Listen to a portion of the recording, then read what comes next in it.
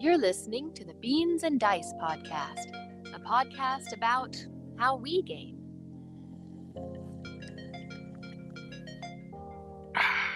Hey, folks. Welcome to the Beansanddice podcast, Thursday Night Live College Show. I'm Carlos. I'm Rob. I'm Mitchell. And I'm Wayne. And I'm coming to you live from camp. We got Rob out of Wesley Chapel. Mitch is joining us from New Iberia, and Wayne out in Lutz, Florida. We are going to talk to you tonight about board games. Mitch is joining us to talk about SOBO, Southern Board Game Fest, out of Lafayette, Louisiana, which is coming up this spring. So we're going to have Mitch talk about that. Then we'll have Mitch catch us up on his Twig, his This Week in Gaming, what he's been playing lately. And then we'll end off the show with some OGG, some other geeky goodness, where we talk about other things we've been enjoying. And hopefully take some calls. I think I've got the system set up. Hey, Wayne, make me big. Make my screen big. I want to show off where I'm He's at. going to make you big. Poof, you're big. I don't know if you can tell. I am in a tent at camp. I'm currently in Daytona Beach, Florida. I don't know if you can see across there is the Daytona International Speedway. This week is the big race, the 24-hour race this weekend. Hopefully you all didn't get too sick on That's that. not the big race. That's the little race. Indy 500 is Okay. Daytona 500 is the big race. 24 hours is big. That's international. Sure. It's big. long. How about that? Is it after 10? It's not after 10. It's between long and big. Yeah. It's not after 10, so go ahead and make me small again. There you go. Get him small. Hey, Mitch, welcome back to the show. Thanks for joining us. I know that in March, we've got some big events that you've been working on that are coming up out of Lafayette, Louisiana. Start us off. Tell us what's going on in March. Tell the folks know at home. So first of all, thanks so much for having me back. BJ from Board Game Gumbo always jokes that I'm the founder of Beans and Dice. That is not true. I just kind of used to be around, not so much lately. Kind of after COVID times, I got busy doing theater again. But yeah, I appreciate you guys having me on to chat a little bit about SOBO. That's the Southern Board Game Festival. It is Louisiana's only board game festival. I think the closest one, like last year, they started one in Houston, but probably within at least of a 4-hour drive in Southern Louisiana. It's the only board gaming festival. I don't believe there's any in Mississippi. So that's why we're Southern. We're not just Louisiana. And this year I have the honor, the responsibility, whatever you want to call it, of being the director of the board game festival. Like it or not, that's who I am. So we're a relatively small festival, 200 to 300 attendees, but we have lots of fun stuff that goes on. We have guided playthroughs. We have a ton of play to win games that publishers donate to us. We have our Go Pub, which is like our unpub area where we have a lot of designers play testing their games. We have a hot games area with games set up. We're also going to be doing some tournaments this year, a board game design jam sponsored by Panda Manufacturing. Our buddy Jay Bell works for them, and they're sending over some stuff. We're also going to be doing a live, a human-sized version of Hot Streak this year that actually hasn't been announced yet. So there's the scoop on that. We're still figuring out the details, but lots of fun stuff going on this year. Yeah. We didn't have to sign any NDAs for that, right? I'll hit you with it afterwards. Okay. Later. And you folks at home, by watching this episode, you're agreeing to not disclose that there will be a human-size Hot Streak game at SOBO. All 15. If you're not familiar with Hot Streak is a hot 2025 title, one of my faves, where you are a degenerate gambler who no longer gambles on normal stuff because that's how low you've gotten. You are now gambling on mascots who are. Man, you're really setting the theme here events. strong. You're a degenerate. This is a fun family game. That's what it says. Listen, life has hit you hard. Yeah. Life has hit you hard. You can't even do horse racing no more. Yeah. DraftKings blocked you. Right? You can't gamble anywhere else where normal people are gambling. So you go and watch mascots race and then gamble on that. Are we actually going to have? I'm sorry, I'm going to stick in on this one a little bit. Are we going to have like actual mascot style costumes? So I don't know. We don't have all the details hammered down just still in the yet. works. Come on, calm down. But yeah, so we're going to have people who are the mascots. It may just be an accessory like the hat or something. In a perfect world, yes, we would have the full costume. I don't for sure know if that's happening. But yeah, so if you're watching or listening and you don't know what Hot Streak is, the interesting thing is not the betting. That, we've seen games like that before. But it's the kooky things these mascots can do. I don't know if they're drunk or what, but they can fall over, run off the side of the course, turn around and go the wrong way. It is a super light game. but it's so much fun. This is a game I can play with the whole family. It's a game that my wife loved. I've almost convinced her to come to SOBO just to take part in this event because she loves Hot Streak so much. So basically, you're trying to get your wife to be one of the costume, she would love it, but I would be so embarrassed because she goes crazy. Every time we play this game, she puts on the William Tell Overture. She's like, go, go, go, no, boo. She's cheering whenever her mascot turns around and runs the wrong way. She starts screaming. It's just a fun all-around game to take part in. And so some of our buddies went to BGGCon in Dallas this last year, and we're kind of stealing this idea from them. They had a live game of it. Unfortunately, none of our buddies actually attended it, so we don't know the details of how it ran. But we're thinking of, kind of having ballots rather than just a little betting cards so that more people can participate and make it a big con game. And I think it'll be a lot of fun. The back of the rule book shows you how to do 9+ players, and it is exactly that.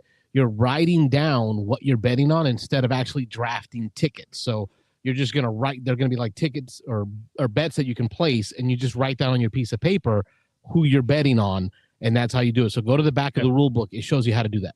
Perfect. We had a quick comment. So Ace, looks like Ace and Deuce logged in here today and said, haven't been in a while, but I love checking out and finding new games to play. And then right as he made the comment with that person, they made the comment. We started talking about Hot Streak, and he was like, this sounds fun. This looks fun. I got to play this. Although we do have bang for your buck. He's been here, 5 minutes? He's got a new game to try already. Yeah. And then Aaron Clark jumped in and said, I don't know why I felt more connected to Magical Athlete over Hot Streak. I don't think I need both. I have not played Magical Athlete. I have not either. Yeah, I haven't either, but that's a debate we've had in planning for SOBO. So we have a hot games area where we're going to have, the hottest games of the last year or so set up, kind of a buffet style. You can walk up and just play them like you see some bigger cons. And we have Magical Athlete in there. And so we didn't want to have both of them there because they kind of occupy a similar space. And so, one will be in hot games, one will be the live human-sized game. So you can experience both if you end up coming to the con. I'll look forward to that. Some photos of that. So this is one that not Tom played Magical Athlete yet. Tom Bassel has talked about this one for years. Oh, yeah. But the graphic design is, I know it's supposed to be that way, but something about it, for me, just personally, it just kind of turns my stomach a little bit. It's like it's purposely kind of grotesque, or it's maybe like grotesque, that 1970s cartoon look. Yeah, right. It looks like the PBS style cartoon, like a 1970s. Yeah, like the what's it? I'm trying to think of some of the 70s stuff. I know that I only ever think of the black and white one, the British one with the kid and the drawings, the chalk drawings. No, but Schoolhouse Rock, right? Yeah, Schoolhouse Rock, like that kind of a style of hand drawn cartoon. Exactly. Look terrible. I guess that's why Hot Streak is better. I guess Hot Streak's on Tabletop Sim. It's on Tabletop Sim. Nice. Yeah, nice. He's gonna talk his friends into it tonight. That's great. I love that. There you go. Wait, Hot Streak is on Tabletop Simulator? Okay, I'm sorry. I was thinking BGA. Yeah. BGA would be good, but maybe. So how many years is this for SOBO? So this is the 6th. It should have been the 7th, but obviously the COVID year, things kind of went downhill. Yeah. Right. This is the 6th year of SOBO. Still going strong. Next year. So you guys came down a couple times. Rob and Rob came twice. Carlos came once. Right. Dan came both times. Right. Yep. So I appreciate the support. Whenever you guys came, we were at a different venue. We were at a university. We had a nice ballroom we were in. Unfortunately, their prices kept going up and the limitations on us kept going down. So we've been in the new venue the last couple years, but we've been growing. So starting next year, we are going to be in a new venue. I don't think we can say what that is yet, but it's large enough for us to continue growing, bigger than the venue we're in this year. So I'm looking forward to that. Every year we have exceeded the number of badges we sold the previous year, and so that's all we can hope for. What's the average attendance, or what's the attendance like? So we stay between 200 and 300. I don't know exact numbers off the top of my head, but with this new venue, we can easily, eventually get to 500, which I know that's not going to happen in a year, but that we can keep growing a little bit over year, and then eventually get to that number. So SOBO benefits New Hope, which is a nonprofit in our community that gives like tutoring and counseling and just after school help to underprivileged kids in the inner city in John, Lafayette. right? Right. John is the CEO founder of New Hope. He's the one who started SOBO. And so, he's still the guy that writes the checks and all that. But in terms of the event itself, that I'm kind of taking a lot of responsibility off his back so he can focus on the New Hope side. But at first, he didn't want it. And I'm not saying this in a bad way. It wasn't about growing. It was just about having this annual fundraiser to fund what they needed for New Hope.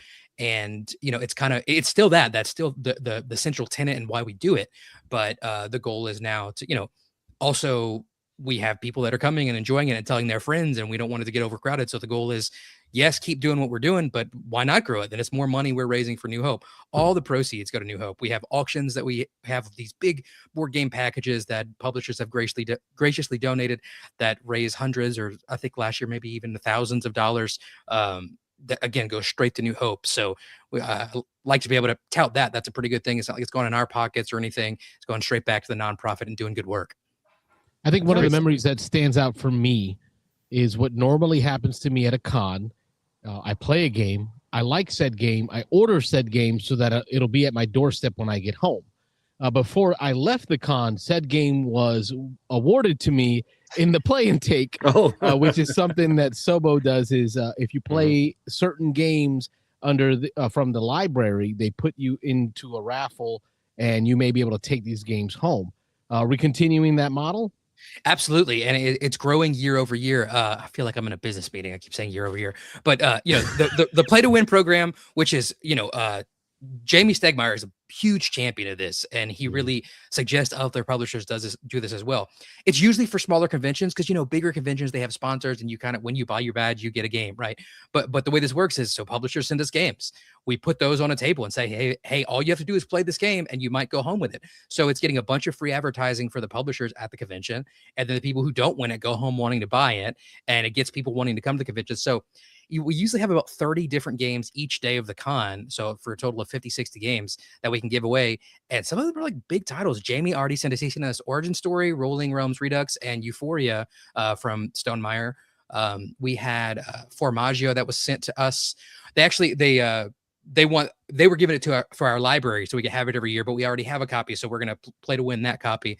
Lots of great games coming in. We haven't announced them all yet, but yeah, that's one of my favorite parts of SOBO as well. I remember my first year attending SOBO, same situation. I played a game and I went home with it. I was like, this is awesome. Who wouldn't like this? Carlos, how can you not say one of your fondest memories, or your fondest memory is playing Ark Nova over 2 days? I still say that when anyone talks about Ark Nova being a great game, I'm saying it's too long. It took us 2 days to play that game. You guys and Jeremy were in that corner like the entire convention. Oh, we were. Yeah. That was a long one. It was 6 hours probably ish. Yeah, that was a long one. No thanks. Yeah. I'm not a big fan of Ark Nova either. I do want to say on the play and take, my story does end off in a good way. I know I bought the game that I played, and then I won said game that I played, but I was able to trade that game with someone else at SOBO who won a different game. So I walked home with 2 games. I had the one I played in pot, as well as the one that I got traded. So yeah, we went and played that Chili's that night. It was that roll and ride. Oh yeah, that was the night that Rob threw his beer at the waitress. Yeah, I didn't touch that beer. So I have another comment from Ace and Deuce. The entire concept of play and take has me harder than granite. But what time is it? I know. Yeah, it's a little early for those comments. But. A little early for that comment. I don't know what time zone Ace and Deuce is in, but Ace is already he's in Greenland after hours.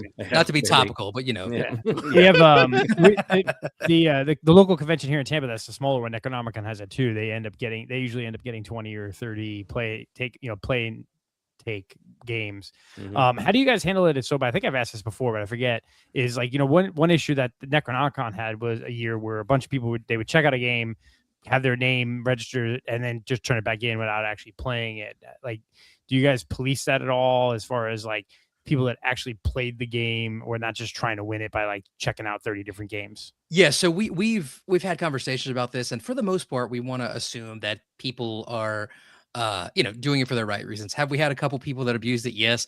And we do try to police that and look at checkout times. And Carlos abused it? Oh, no. That's how we want it.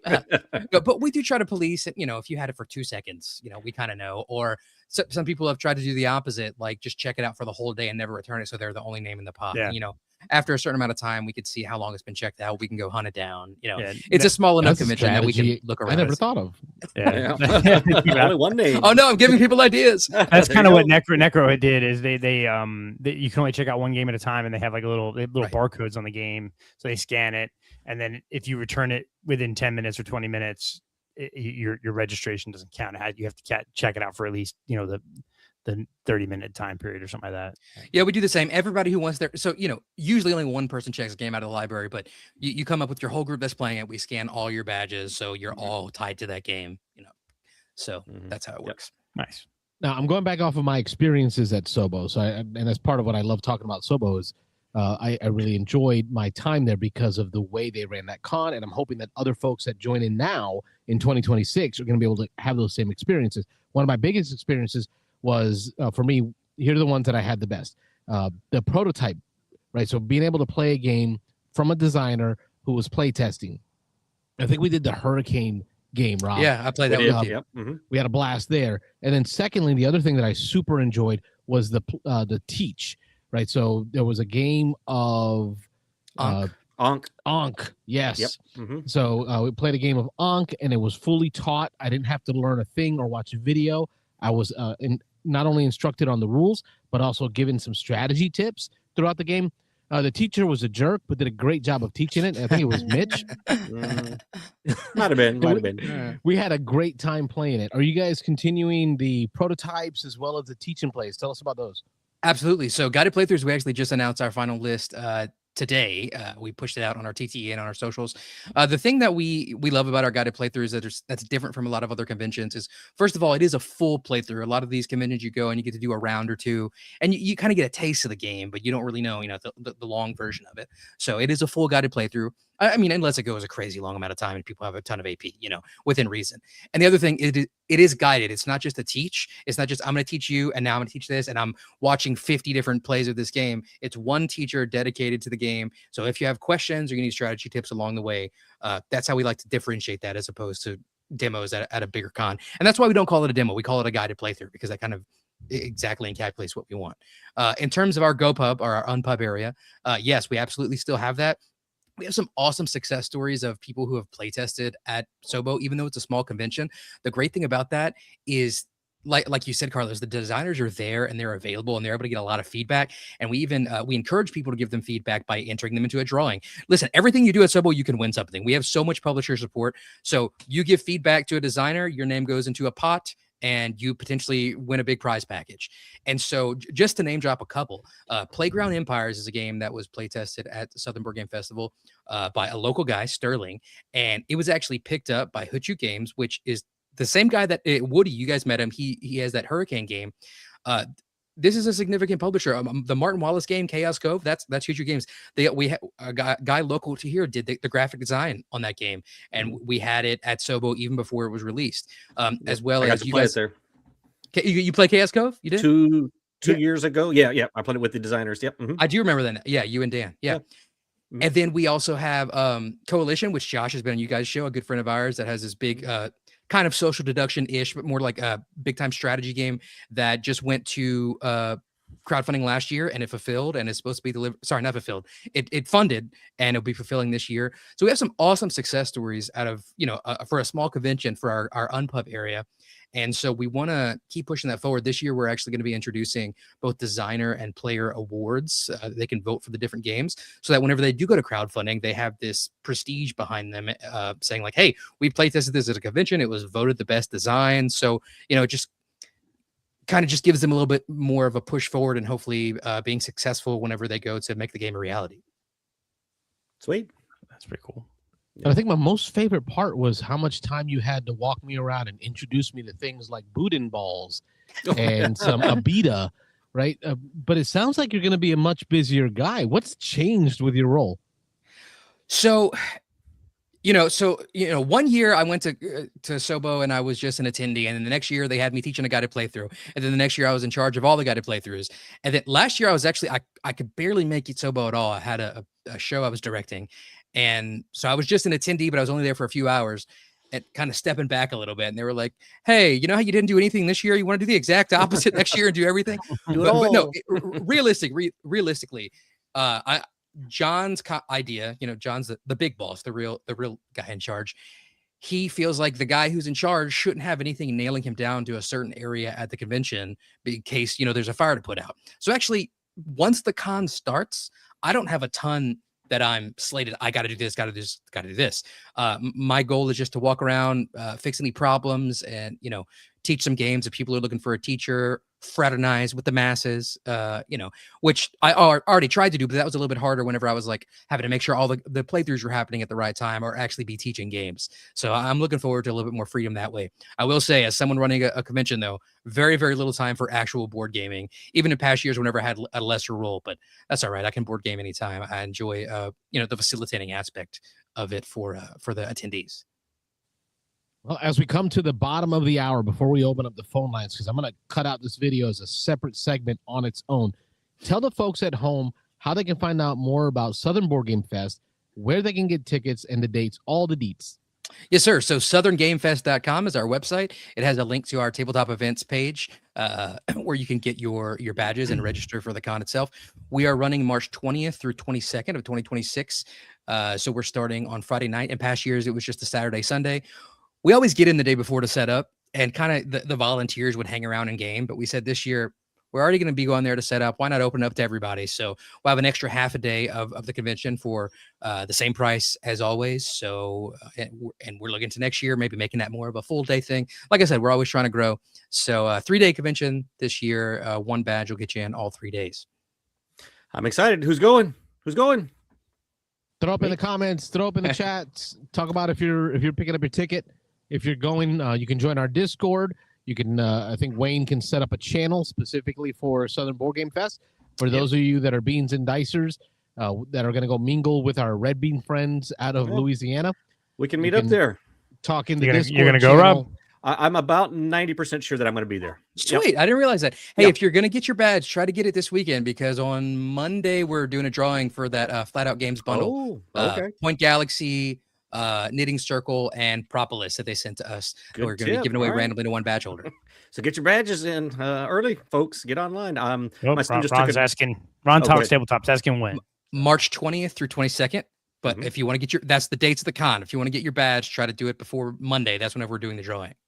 Yeah. Hey, we had people coming from up north, the Board Boys podcast last year. If you guys know Rob from there, he came down from I think they're in Ohio as well. So you Yankees can come down. We have an airport in Lafayette. I think Carlos, you flew into that airport. Right? Does it have a whole terminal yet, or is it just still? It's just one terminal. It's like 3 gates, but that's okay. I drove, brother. I drove. You're the crazy. Cabrera family. We road trip. Nope, I'm flying. No, my son just took a job on a riverboat cruise from New Orleans going up to Memphis, back and forth. He's gonna be working on the riverboat for next 9 months. So that is cool. What kind of work is he doing?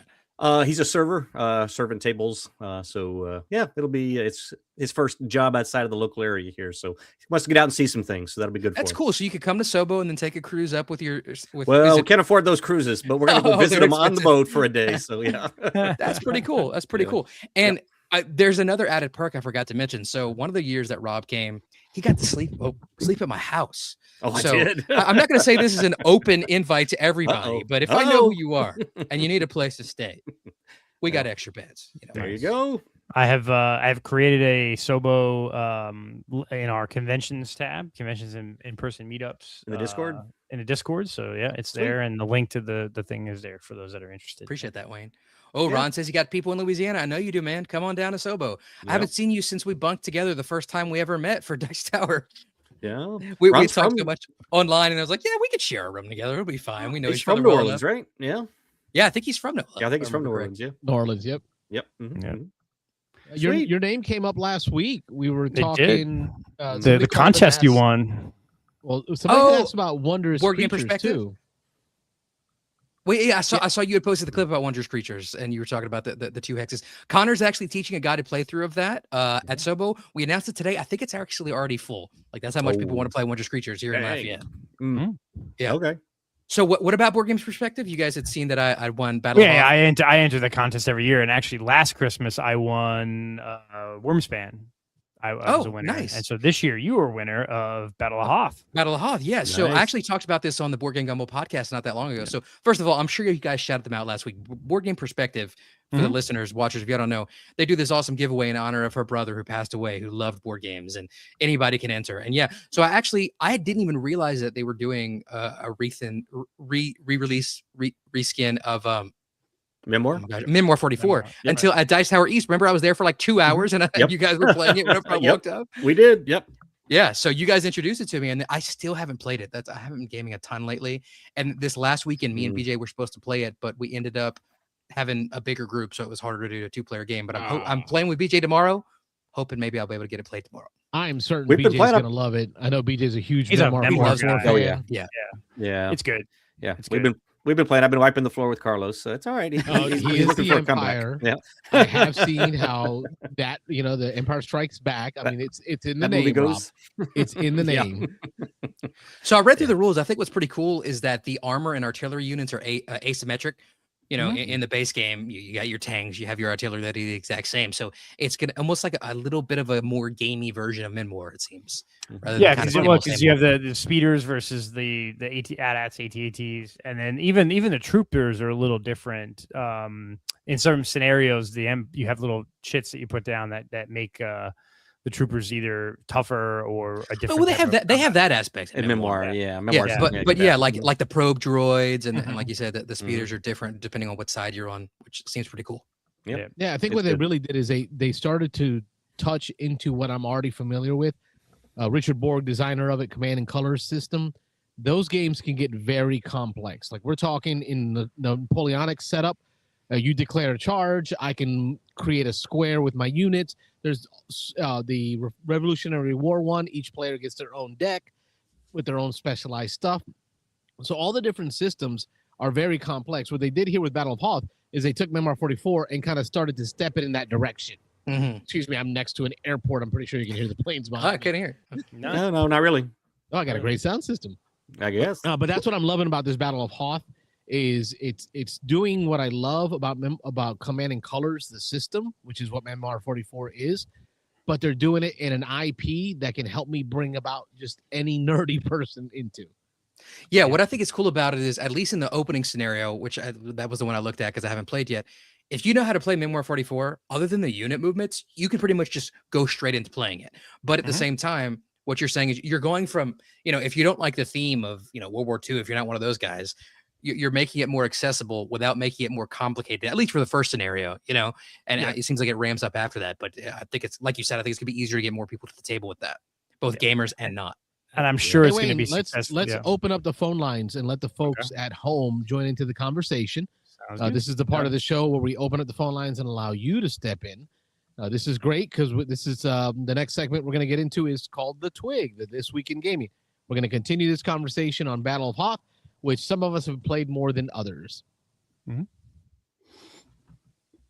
Yeah, I mean, or not, or maybe we'll just stop talking. Maybe just some dead silence there. Yeah, dead silence. Great radio. I think it's obviously. I just can't wait for the next. They have to be working on the next. Oh yeah, right. There's tons of look expansions how coming, much yeah. Memoir has been expanded. Yeah. Same thing with Star Wars. Which is so Now- Battle of Naboo and whatever. Yeah. Now, like I said, I haven't played it yet, but it looks like the back half, it's like a campaign where you kind of stay as one side or the other. Is that right? There's two There different are two campaigns built Two, in there. yep. Mhm. But we do have a caller in. Beansanddice Podcast. State your name. Where are you calling from? This is Ron from Atlanta. Hey, Ron. Long time no talk. All right. Looks like Yeah, it's been we got Ron A calling few in. weeks. No, go ahead, Ron. So it's gonna be hot here in a couple of days according to the weather forecast. Goodness gracious! That's what I'm hearing. Yeah. Is it going to be hitting y'all in Yeah, Atlanta? so, I know it kind of went north for us in Louisiana. How's it going to hit y'all, Ron? Yeah. Well, we're supposed to get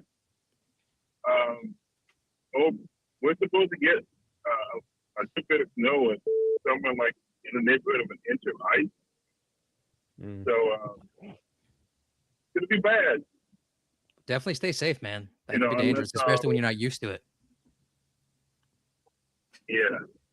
So ever since Atlanta got cut off that first time way back in the 2013 time frame, 2016,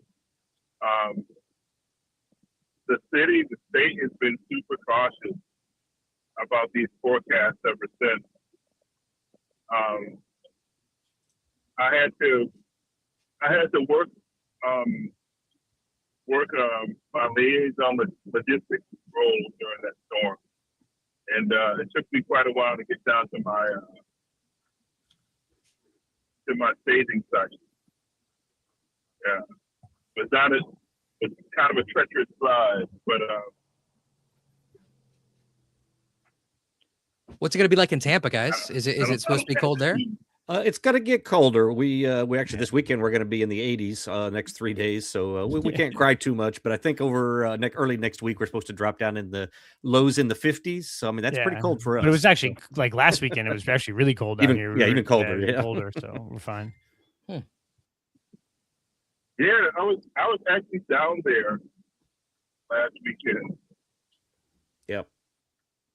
And y'all didn't play any I games? was up where you were last weekend. I was in Flowery Branch. I stayed at the Hampton Inn at Flowery Branch, and then we had the funeral services in Gainesville for my cousin last weekend. That's crazy. We were like ships in the night, just kind of crossing past each other. I know, man.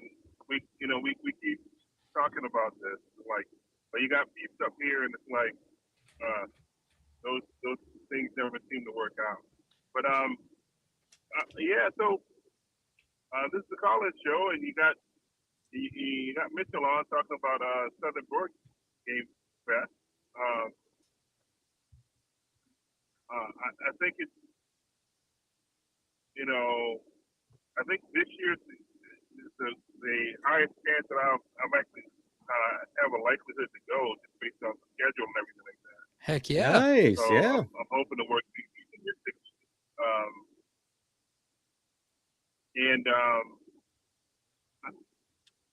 So I am more of a I like the smaller size convention, right?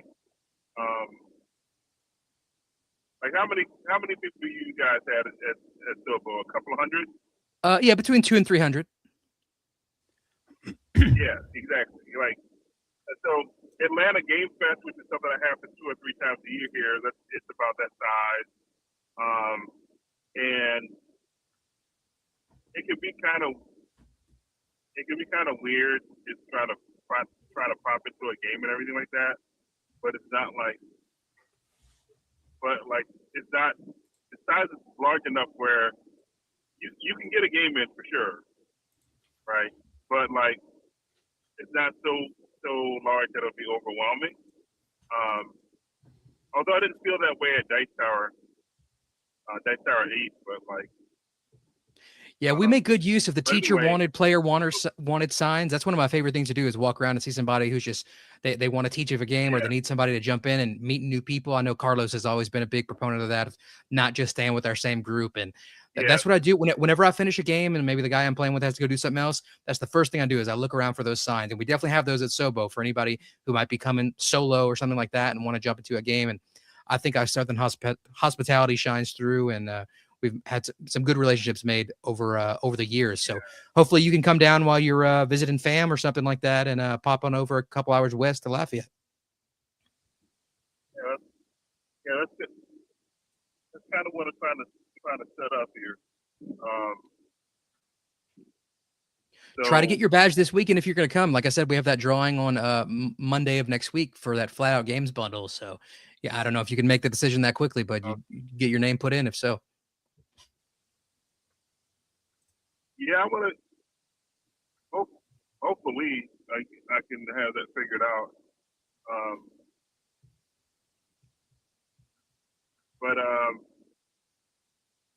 Yeah, man. I'm intrigued by the Battle of Hawk, right? Like, switching topics here.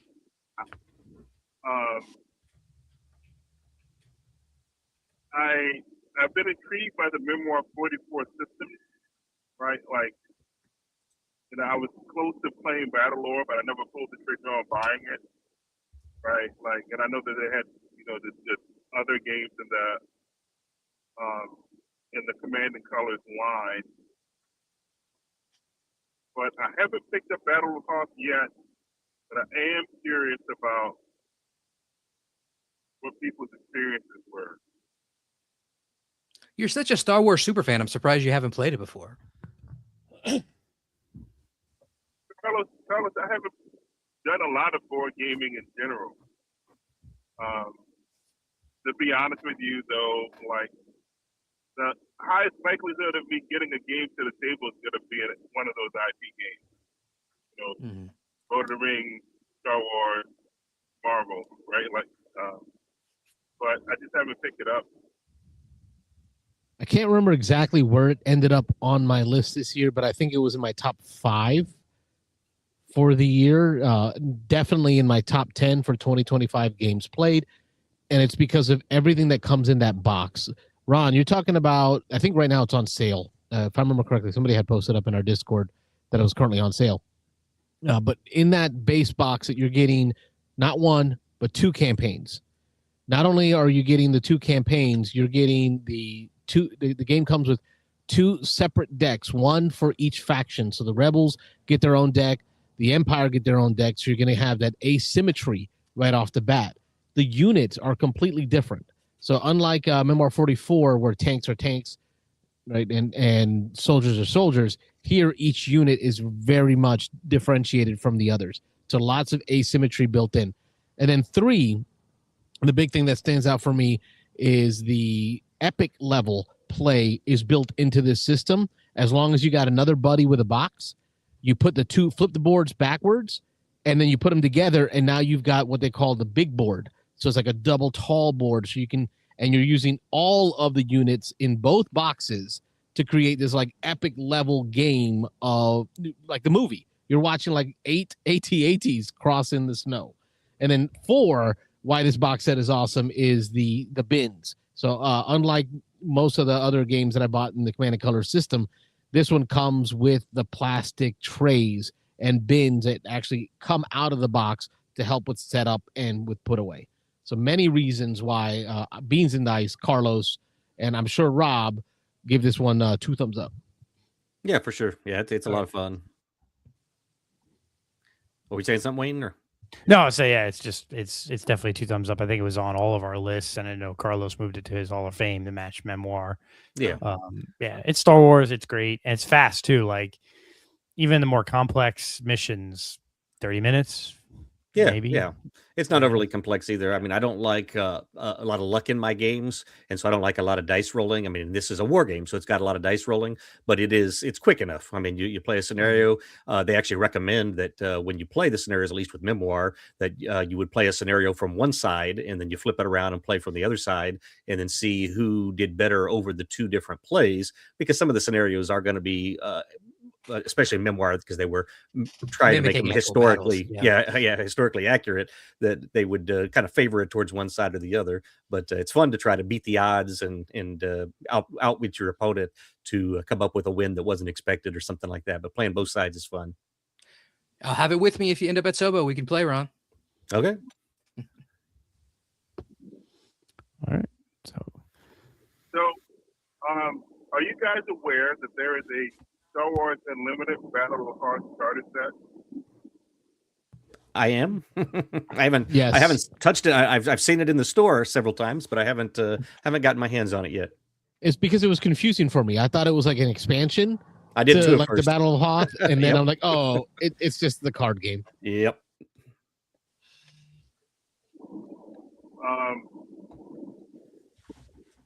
It's interesting that that's what they had both of those games, right?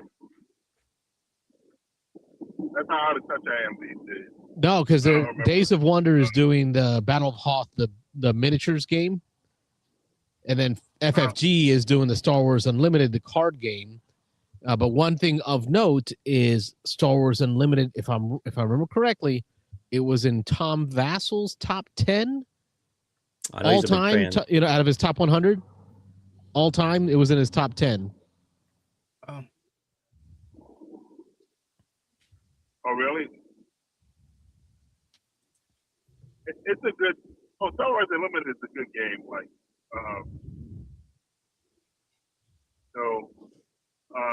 I just find it interesting that, like, you got two games.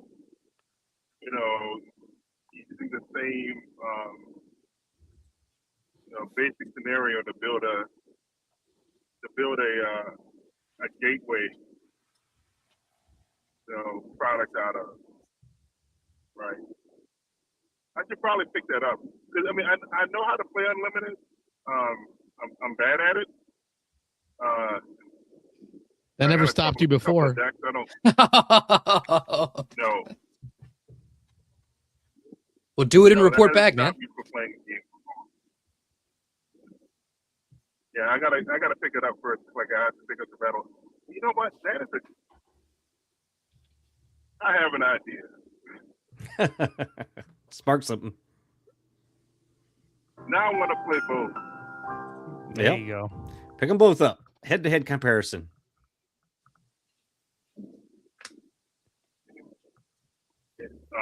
And both experiences will be fresh for me too, because it's not like I played Star Wars Unlimited a lot. Actually, it's been several months since I played Unlimited, and then I've never played any Command and Color system, so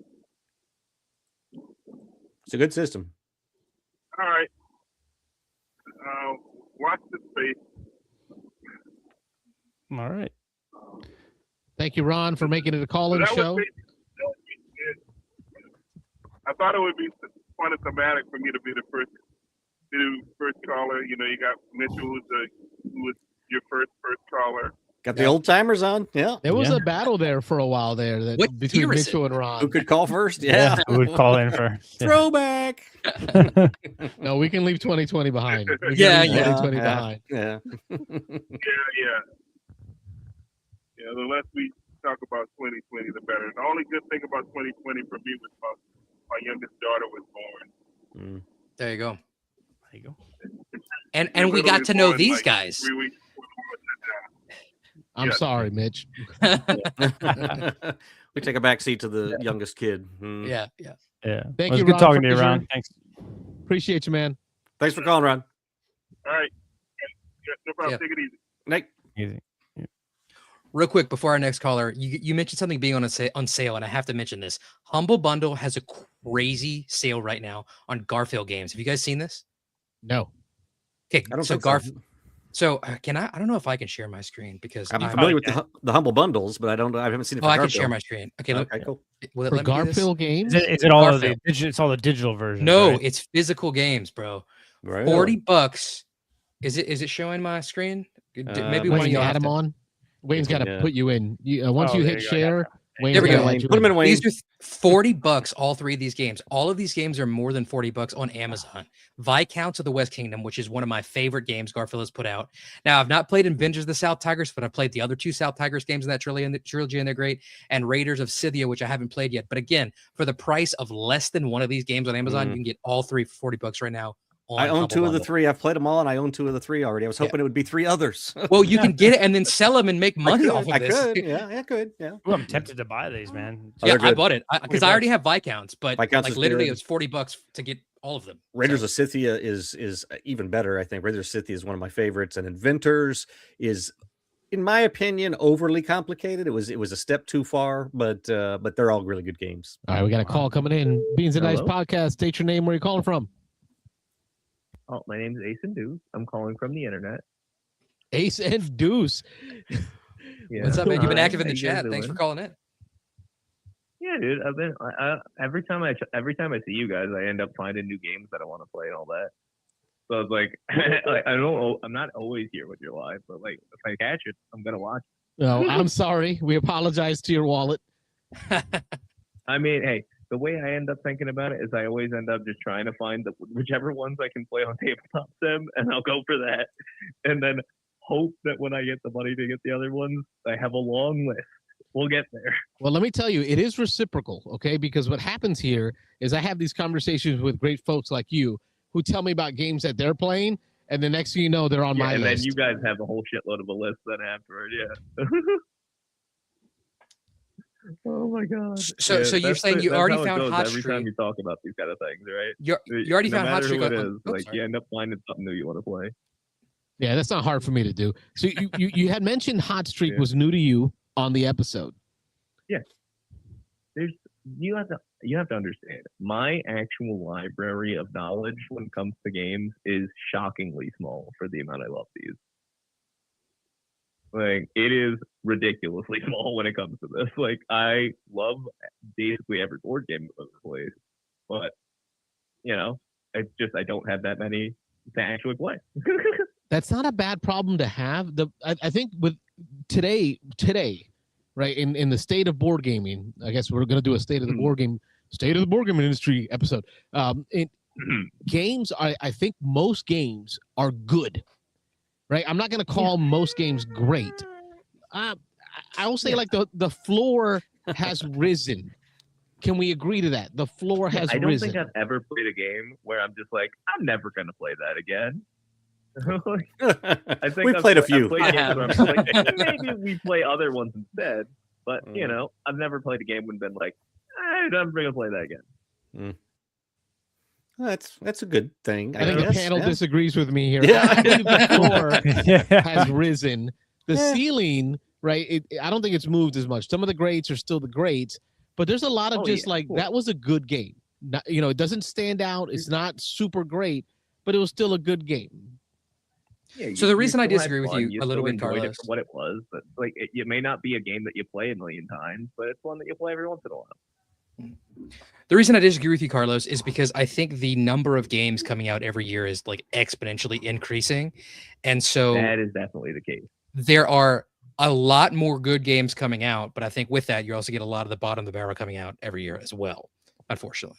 But yeah, I'm no expert. And also, let's be real. Like, it's like those are never going to come across our table, right? You're never going to play the ones that are that shit because no one's ever going to even try to get you to play them. Right? If you've got the right good group of friends, right? Yeah, exactly. Now, if your friend is BJ, no. BJ. Hey, off topic, that Humble Bundle that you just mentioned, Mitchell. There's also one for expansions. Yeah, for Garfield. Yeah. Hey, Ace, talk to us about where you're gaming from. I think your first time caller. I don't recall speaking with you before. I mean, the last week I was gaming from jail. Wow, you need to clip my facial reaction just now, Carlos, because that was a statement.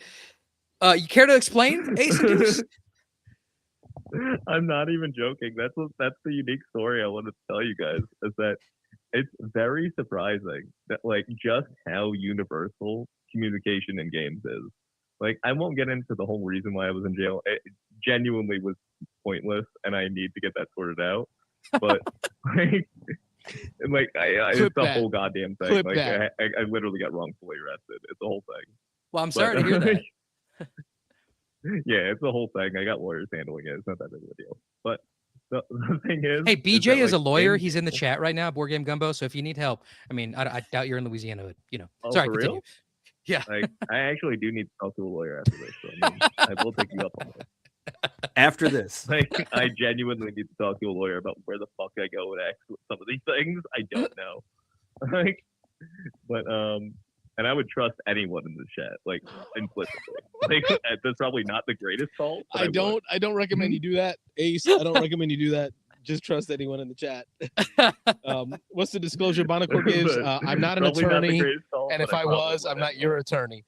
But yeah, the thing the thing I wanted to say was that like even in like that kind of context, people will still just play games. Like no matter what, if there is an opportunity to play games, by God, they're gonna spend their whole day playing games. Like I basically spent.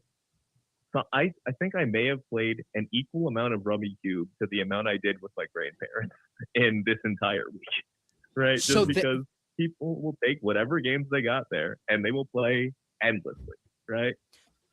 Like, so can you tell me about the board game library in the prison? Surprisingly full. Like, they had all the classics. You had Monopoly, a Life. All of like the classic games, right? They had like anything that you could really think of like that. Even if it wasn't on your cell block, you could probably get the COs to get you one, right? Like there was literally, it was actually pretty fucking cool to see. Like they genuinely and there was even people that were on lockdown and just like 23-1 where like they are inside of a cell basically all day. But those dudes were just like, hey, we'll take full advantage of this. They brought Monopoly into the cell. They just played Monopoly all day. By themselves? Guys, I think there's a ministry, an opportunity here. Like, I know we do the thing with One Voice and the kids with cancer, right? We don't want to stop doing that, but I think there's another place we can help get games to, like good quality games. That's not a bad idea. Dude, do you realize how good of a board gamer you could become if you're in prison and you have a good game? You can't have like they are really weird about dice and dominoes for a reason that frankly I don't want to like curse your brain by letting you know why.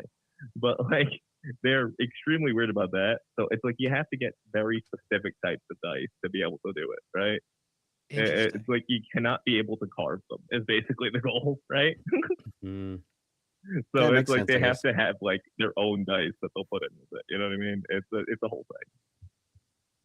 But that one, I don't even want to explain why the fuck that's a thing. That is cursed knowledge that I have that I do not want to share anymore. I did not have this really cool on my bingo card that today. Is a really good idea to donate games to a jail. Like donate whatever you got extra to a correctional facility.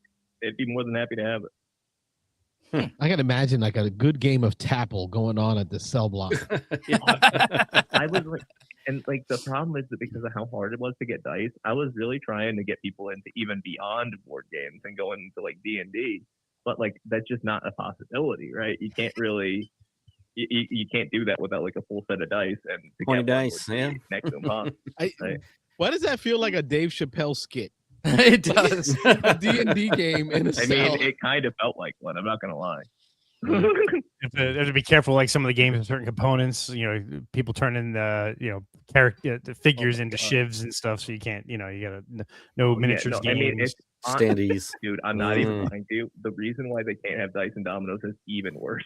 Like even worse than making weapons. Like I do not want to say what it is. It's truly horrible. You can always email us at beansanddice@gmail.com. I should not even be talking about it. Email us at beansanddice@gmail.com. You got to sate that curiosity for me. Beansanddice@gmail.com. I will do so, but I will put it into like a spoiler tag or something. So like you do not want to click on this unless you know. Like it literally will curse your brain. Like I categorically will not say it on live because that is just not cool. And what's great is he doesn't have the best filter either. Like we've already established, he's at after dark hours, and it's not even after 10 yet. Yeah, I mean, and he's like, I can't speak I am a this. fucking crazy person, and I am not going to say this on the stream. All right, so jail time. You talked about some of the games there. I like to talk to my callers and get to know them a little better. Outside of jail, like, what are your top favorite games? What are you getting into? Shoot, that's a tough question, honestly. I mean, I would say Azul, like. Just because I played a shitload of it, and like just things like that where you can kind of like play against one to three people and just like actually really enjoy yourself, like have a small group of people that you can sit together and just do something where you're like using your brain a little bit and you're talking to each other. Those are the kind of games I really enjoy where it's not too crazy and you're just sitting there. You can take a moment to talk to one another, and then like on your turn, you can even be talking a little bit. You can be still be using your brain, Yeah. You and I are opposite because there's no talking allowed at my table. It's take your turn. Now I take my turn, then you take your turn, and we get through 20 games tonight. But we don't.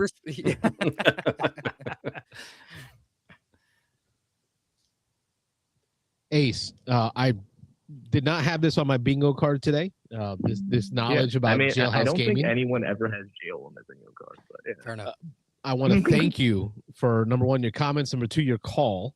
Wish you the best. I had a question for you guys because I know that like I try to always get a good list every time I come on here. Like, can you guys tell me some of your favorite games that you can play either like solo or like maybe up to 4 people? All right, so I'm at camp right now, so I guess it's not quite jail because I could leave, but I don't have a lot of opportunity to bring a lot with me. But I did bring some games, so let me highlight one of them for you that I think will fit the bill for what you're seeking. I'm gonna pull this over here from across the game table. This one is called Long Shot: The Dice Game. Long Shot: The Dice Game is it fits the bill for you, Ace, because you said 1, 2, or 3 players. This has a solo system built into it. It's horse Heck yeah. racing. So I really like games when they have a solid solo system. Like I've played some that are like, but they're good games as a group. But then like you try to play the solo and you're like, oh, this is not worth it, right? This one is worth it. This is a roll and write game, and your opponent is named Roll and Write. Roland Wright. That's great. That's the name of the opponent. You're chucking dice and moving horse on a horse track, and you're gonna bet on where those horses end. Moving horse. All right. Okay. That sounds fun. English is not his first language. No. Yeah, I got No, it's not. It's a little chilly out here. Yeah. But it's a roll and write game. So you're gonna be chucking dice and then marking things off to make bets on the horses. So you don't really own the horses until you do, because that is one of the options is you can spend your money to buy horses. So not only do you win money for betting on other horses, but you also win money for where your horses end up. It plays in less than about a half hour or so. It says 25 minutes on the box. I would say with multiple players, it's going to be about 30, 40 minutes tops. Roll and write. Long shot the dice game. I like it a lot. Who does I wrote it down the second you said it, and it's definitely going to be played today if I can find it. All right. I just had an idea for SOBO. Can we get a live version? Anybody have horses? I see Logan and BJ in the chat. Can we make that happen? That'd be kind of great. You got to get an equestrian on the line. Yeah, we can play polo. Get horses in the pool, and yeah. There you go. That'd be a good time. Water polo. Yeah. Anyway, and then Rob can tell us about his time in jail after managing to get horses into a pool. And say, Aaron on the chat there has another really good recommendation. Campfire Delve. That's a really good one. So if it's kind of like a dungeon crawl a little bit. You're working through a deck, right? You have to beat them. Yep. It's not D&D licensed, but it's. I'm not still in jail. What did Aaron? Yeah. Yeah, you're not illegally calling us right now, right? I was like, yeah. His one call is to us. You gotta make that. I'm not still in jail. Like, I'm pretty sure you would have heard like, this is a call from a correctional facility. Do you accept the charges? Raise your hand if you heard that before. Yes, we do. If I ever end up in there, just know I'm waiting till Thursday night to use my one call. I swear, if I ever do go into jail again for some ungodly reason, I am going to call you guys from jail somehow. There you go. That'd be the best. Because that would be pretty fucking funny. Like you just get you get a collect call from jail. And I know you guys would take it. Does Carlos accept the charges? Like, yes, I accept all the charges. He's accepting all the charges. You guys have even accept like collect calls? I don't even know. Oof, that's a weird one. Yeah, that would be fun. I really appreciate getting two new games on the list and talking to you guys for a while. You know, it's been a long while, and I really appreciate it. Thank you so much for. Hey, report back after you play them. Yeah, I definitely will. Next time I hop into chat, I'm gonna let you guys. I mean, next time that I see you guys stream, I'll hop in and let you know. Awesome, do it. Great meeting you, Ace. Nice talking to you. The best. Really appreciate have a good evening. I hope you have a wonderful day. And also, genuinely, really good idea to send games to a correctional facility. I would have never even thought about that until you guys said it. I was like, no, I would have never thought about that until you said it. You said it. This is on you. We're gonna put on the front Ace and Deuce. I brought up the jail thing, and then you guys brought up sending it to there, which I thought was a genius idea. You really should do it if you have extra stuff. And that's how the nonprofit was born. We're gonna look back at this video in 10 years. You know, that's where it all started. Yeah, and now in 10 years. Like we're gonna all be like technically like some like whatever title it is up in like the non-profit world. Like we're gonna somehow be like advertising in jail. Like you'll have what the heck was it? There's this thing they literally give you a tablet in jail now. Kind of insane, by the way. Ever since COVID, they give you a literal like electronic tablet to have in jail, right? Interesting. So you guys could even possibly get this podcast on the tablet in jail. Wow. People could call in. Hey, Logan had a good idea in the chat. He said we could call it Cardboard for Cons. Ooh, that's a good one. We're already part of Cardboard for Kids. Now we're going to Cardboard for Cons. Yep. Games for Gangsters. Oh, there we go. What else we got? Workshop it. Call back in next week and tell us your whole list. I see a 501c3 in the making. Joy for Jail. We got what else? Party in prison. You know, Playing in prison. I got a million of them. But yeah, I'll speak to you guys soon. I greatly appreciate your time. Thank you so much for calling. Thanks, man. Good night. Thank you for having me. I really enjoyed that call. Like way more than I don't know if I should have. I just wasn't It was his expecting misfortune. that. We were laughing at it. That was genuinely fun. This is why we do this show. This Never is why know we what do you're it. gonna get. Like a No. black Oh, we got box Will of chocolates. rules lawyering us in the comments. Uh-oh. What's Fair. he saying? Innocent until proven guilty. This is true. Yes, allegedly. Allegedly. So real quick, before we get another caller on, but Wayne, you had pulled up there is also a Garfield expansion bundle too. So yeah, you guys should jump in our Acadiana Board Gamers Discord here in Louisiana. Our buddy Jeremy shared that around. So Yeah, so you got Architects of the West Kingdom expansion, Explorers of the North Sea expansion, Paladins expansion, another Raiders, West Kingdom. Beans and Dice podcast. State your name, where you're calling from. This is Logan. I'm calling from Youngsville, Louisiana. hey, Logan. What's up, man? Every time Mitch is on, Louisiana comes out strong. Represent. I mean, from the correctional facilities all There you the go. way- All the way to the. Let's be honest. The only reason I'm calling because I know no one else would want to follow that last phone call, right? Well, yeah, somebody's got to do it. Yeah. Fair enough. Hold one my for the team. Abita, said Logan. Hold Exactly. my I'm Abita. just falling on this sword, getting it out the way now. There you go. You know. That's awesome. So Logan is a member of my board gaming community here in Acadia, and he's one of the big brains behind SOBO as well. He's doing a lot with our virtual flea market that we have inaugurating this year, as well as our hot games area. So he's a big part of the con as well. Yeah. As a matter of fact, we just got off.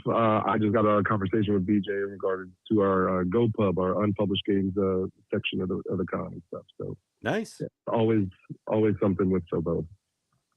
Sweet. Yeah, you should Now- tell them about how much money you made to spend on board games with the VFM at BGG Con this past year.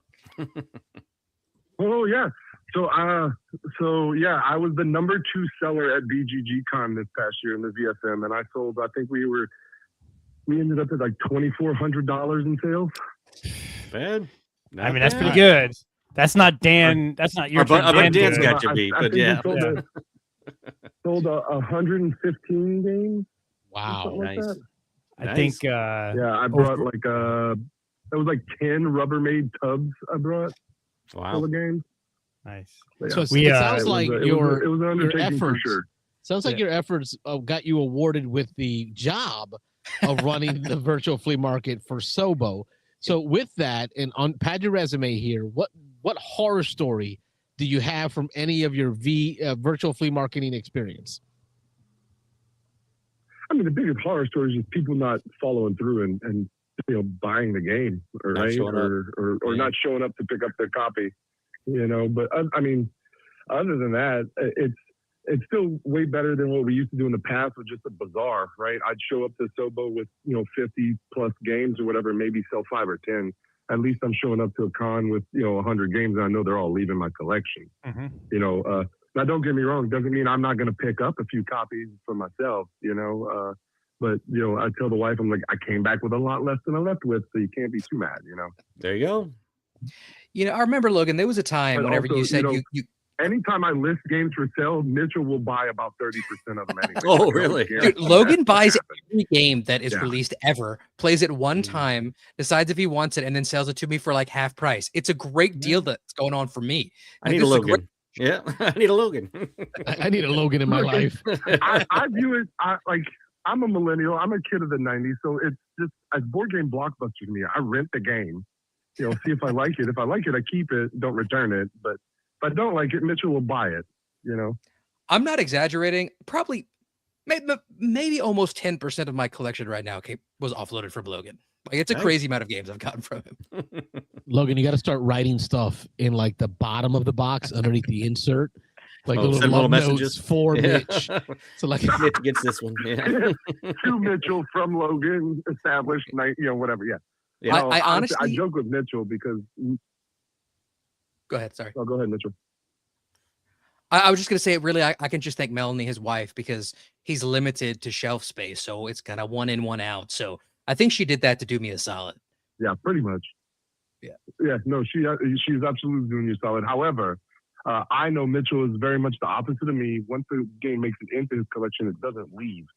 So I always threaten, subtly and joke that for Christmas I'm gonna get him like Great Western Trail because I know he hates the game, but he also will never get rid of it. That's so evil. So evil. It's so meta deep. I love it.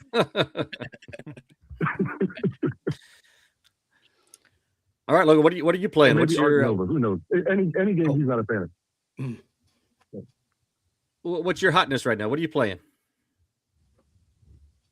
Well, actually, what I've been playing is mostly BGA lately. But a matter of fact, I played a game on BGA that I happened to order that Mitchell may or may not be buying in a month or two. Popcorn. I'm going to give that a go this weekend, see if I actually like it. So I haven't tried that one yet. I saw it on there, but I haven't tried it. Yeah, it's light. It's nothing crazy, but it's pretty much a game about running a movie theater. So you have to pick the right types of movies for people to come and I want to try you're that trying to score popcorn, points in forms of bag builder. Selling popcorn. It's a cool twist. But I mean, I like bag building. It makes fun of itself because all the movies are plays on they're making fun of classics like Dumb and Dumber and Alien and things like that. So it's pretty cool as a movie buff. It's nice to have games like that kind of make fun of your other hobbies and stuff at the same time. Well, that's cool, and I like Networks. Networks is kind of like but that. Normally, I'm usually a. Go ahead. I'm sorry. I just say Networks is kind of like that. They put a little fun twist on titles and different ideas for TV shows and stuff like that. So it sounds like I like where this was going. Yeah, and it's actually fairly light for me because I'm normally a fairly heavy Euro gamer, right? So like Speakeasy, Galactic Cruise, Darwin's Journey, stuff like that. That's me. So it's definitely a nice refresher, palate cleanser game for me. Cool. So, but yeah, I mean, first time listener, first time caller. So this, it's fun. Worked out. Yeah. Heck yeah. Yeah. So they have a weekly game night, the Grumpy Old Man Gaming Night, because they're all in like the 30s and 40s. They're old now. Old man. Oh so yeah. you should do a report of all those games you play because y'all are pretty religiously every Wednesday, going on for a long time now. Huh, Logan? Yeah. Right now we're going through Frosthaven, but we've kind of been taking a break here and there, just getting some of the Euro games in, especially since the holiday happened and we all got a bunch of them, But yeah, no, honestly, lately for me, I've fallen back in love with Nucleum. We got that to the table with the expansion recently, and I forgot how great that game actually is for me. You playing that with Australia or with the newer one, the new technologies? The newer one, the Court of Progress. Yes, there you go. Yep, I have not played that one yet. I played it with Australia. I like it. I mean, Australia's a great map. It's just it's a little bit meaner, a little bit tighter than the base game map. Right. But we tried Court of Progress on just the base game map, and I like it. It adds a mechanic, it gives a little breathing room for some stuff, for some victory points. Okay. It's not just a more stuff kind of expansion, which is cool. But we this week we played it easy. It was Doug, a mutual friend of ours, Doug Daniel, got to pick, and he picked the Ticket to Ride Legends of the West. We're going through that story a little bit too, and some bomb busters. Just kept it light. But normally we play Frosthaven. We'll play the crux for us is our gaming group is 5, so we usually rejoice when someone says they can't make it because then we open up our entire library to 4-player. Oh yeah. Mm-hmm. But what I think is pretty cool is you guys have really come out, but you guys have gone meta and you've gamified game night a little bit. If you guys don't have a scenario you're doing in a campaign, you rotate who gets to pick the big game. So if you have that game that you're just dying to play, if it's your night, you get to pick, which I think is pretty cool. Yeah. So what we do is every 5 weeks, we literally put our 5 names in a random number generator, and then we put them on the calendar, and that's your week. Even if we have everybody there, all 5 of us, and you don't want to play Frosthaven, you can pick whatever game you want. We're just going to play it. So there have been nights where I said, nah, I'm not doing another co-op. It's time for us to play something competitive, and I'll throw something out there. Nice. And with that process, y'all are able to hit. But, y'all can hit some pretty heavy games. Recently, you guys went through every Lacerda game, right? How did that go for you? Yeah, we did that last year. I want to say 2024, we discovered Lacerda via Kanban EV, and then we fell in love with him. And mostly Jeremy Dobler, Doug, and myself, we got together and played every single Lacerda title. Duga? And went through them and chronicled them. No, Duga's not part of the Grumpy Old Men. But he lives outside. He lives in Scott, which is like a suburb. Yeah, he's a northern Acadian. He's over there in Scott. He's a Yankee. I love me some Duga though. But you know, the running joke with Duga is everything's like Batoku. You know, so. Oh yeah, that's funny. Yeah, I think that was from BGG Con. Rob from the Board Boys podcast, right? Oh, was it? Kind of, they played. What did y'all play? Y'all played something. Him and Duga like, will say, "Hey, yeah, they're teaching a game, and they're just it's like Batoku." I'm like, it's nothing like Batoku. That comes up actually surprisingly a lot in our group, and at the Tampa Gaming Guild, it's like, oh, this is kind of like Batoku. It's you hear that constantly, so that's a thing. That's crazy. That's kind of like a running joke over here that it's migrated to Florida, or maybe it came from Florida. Well, I don't know. Yeah, it's all over the place. Yeah. It might spontaneously just be a thing that's spawning up everywhere. You know, just Batoku happens to everyone. You know. Yep.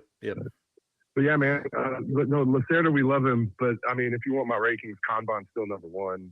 Speakeasy's up there though. I think it was a return to form. With you like Speakeasy, huh? And rounding out that top three. Okay, I like On Mars a lot. I don't like setting up Speakeasy, but I like playing Speakeasy. Okay. I thought Speakeasy was a little on the lighter side. It felt like one of his lighter games, and so I didn't completely love it. I like On Mars a lot. Yeah, but On Mars is too much for me. I feel like it's 5 games in one. Oh, like, it's good. It's a little bit too much. And Weather Machine, I haven't made up my mind on yet. I've only played it once. How is that too much for you? Because if it were up to you, Mitch, you'd play 5 games at once. At one time, yeah, probably more efficient. Yeah, very, very much Mitchell efficiency, metric there. I'll name drop right here. 5 titles, he'd play it. So the person who taught me On Mars at Dice Tower East, Mahir Shah, who really? designed Mahir taught you. Viticulture World, and he just had his Kickstarter for Ross, Dance of Love. Mm-hmm. So anytime I think of On Mars, I think of Mahir. Super nice guy. If you ever get to run into him at a con, I know he does BGG as well. I don't know. And that game looks absolutely beautiful, Roz. It is. Yeah, Roz looks gorgeous, man. It's fun. I really need to play it. Yeah, I remember he used to always carry it around at Dice Tower. I never got a chance to play it, but he always had the prototype. Mm-hmm. Yeah, that's the one that Rob, myself, and Dan all got to play. Wayne, did you get to play that one? The Mahir Shah Ross prototype? No, I did not get to play it. Yeah, it's good. Yeah, I have not played the final version yet. I played the prototype twice, I think, but I haven't played the final version of it. So I want to see how the plastic mechanism works out. Like, how does it feel? How does it play? How does it click, etc. And our buddy here in Orlando is designing the solo mode for it. So they're getting ready to announce that and roll that out. So that'll be cool. That's pretty cool. Yep. Nice. Logan, I want to hear from a group of professional heavy gamers is what it sounds like. If y'all have played it yet, and if not, Shackleton Base. Oh, yeah. It has become a new love for me. I bought Shackleton Base from BGG Con 2024. So you were like the only one in America who had it. Yeah, I got it from someone who picked it up at Essen, and they I guess didn't like it, and they sold it to me a month later, So I played that one a long time ago. I got rid of it, but it's one of those that if I ever find it for a good price, it's coming back to the collection. But my wife BJ sniped me. Fan of space things. I wanted it, and BJ bought it from you before I got a chance to. And I played it with BJ so many times since then. Yeah. I should have just taken it from him. Yeah. Well, I mean, you play with Doug almost as much as I do, and he has it. So it's available, right? And that's the beauty of my gaming group is 3 of us have very large collections, and we try to overlap as little as possible. So I have way more games in my collection is at my fingertips if I really wanted it. So that's why I let it go. But yeah, I absolutely adore it. It's unique, which is really cool. I don't know many other games that I could compare it to outside of Steam, mechanically, for sure. Definitely different, which it has staying power for me because of that. Thank you. I also really work hard to not overlap in purchases. Not 5 copies of the same game. But also, like Mitchell said, I'm a little bit of a one in, one out, right? So like if I get a game and I really like it, I automatically think of like, man, I really like this game, but it's like X game in my collection. And then I pose the question to myself, you know, I'm like, okay, well, if I feel like playing a game like this, which one am I going to pick up off the shelf? Yep. Right. At one point, I've owned almost every VTEL Lacerda game, but now I only own Kanban because I'm like, when I want to play a VTEL Lacerda game, I'm just going to grab Kanban, you know? And so the only game that has come close to me not taking Kanban off the shelf would be Galactic Cruise, which I find has a love letter to Kanban, you know? Yeah, somewhat. Yeah. Mechanically. So but that's why I'm a bit of a one in, one out.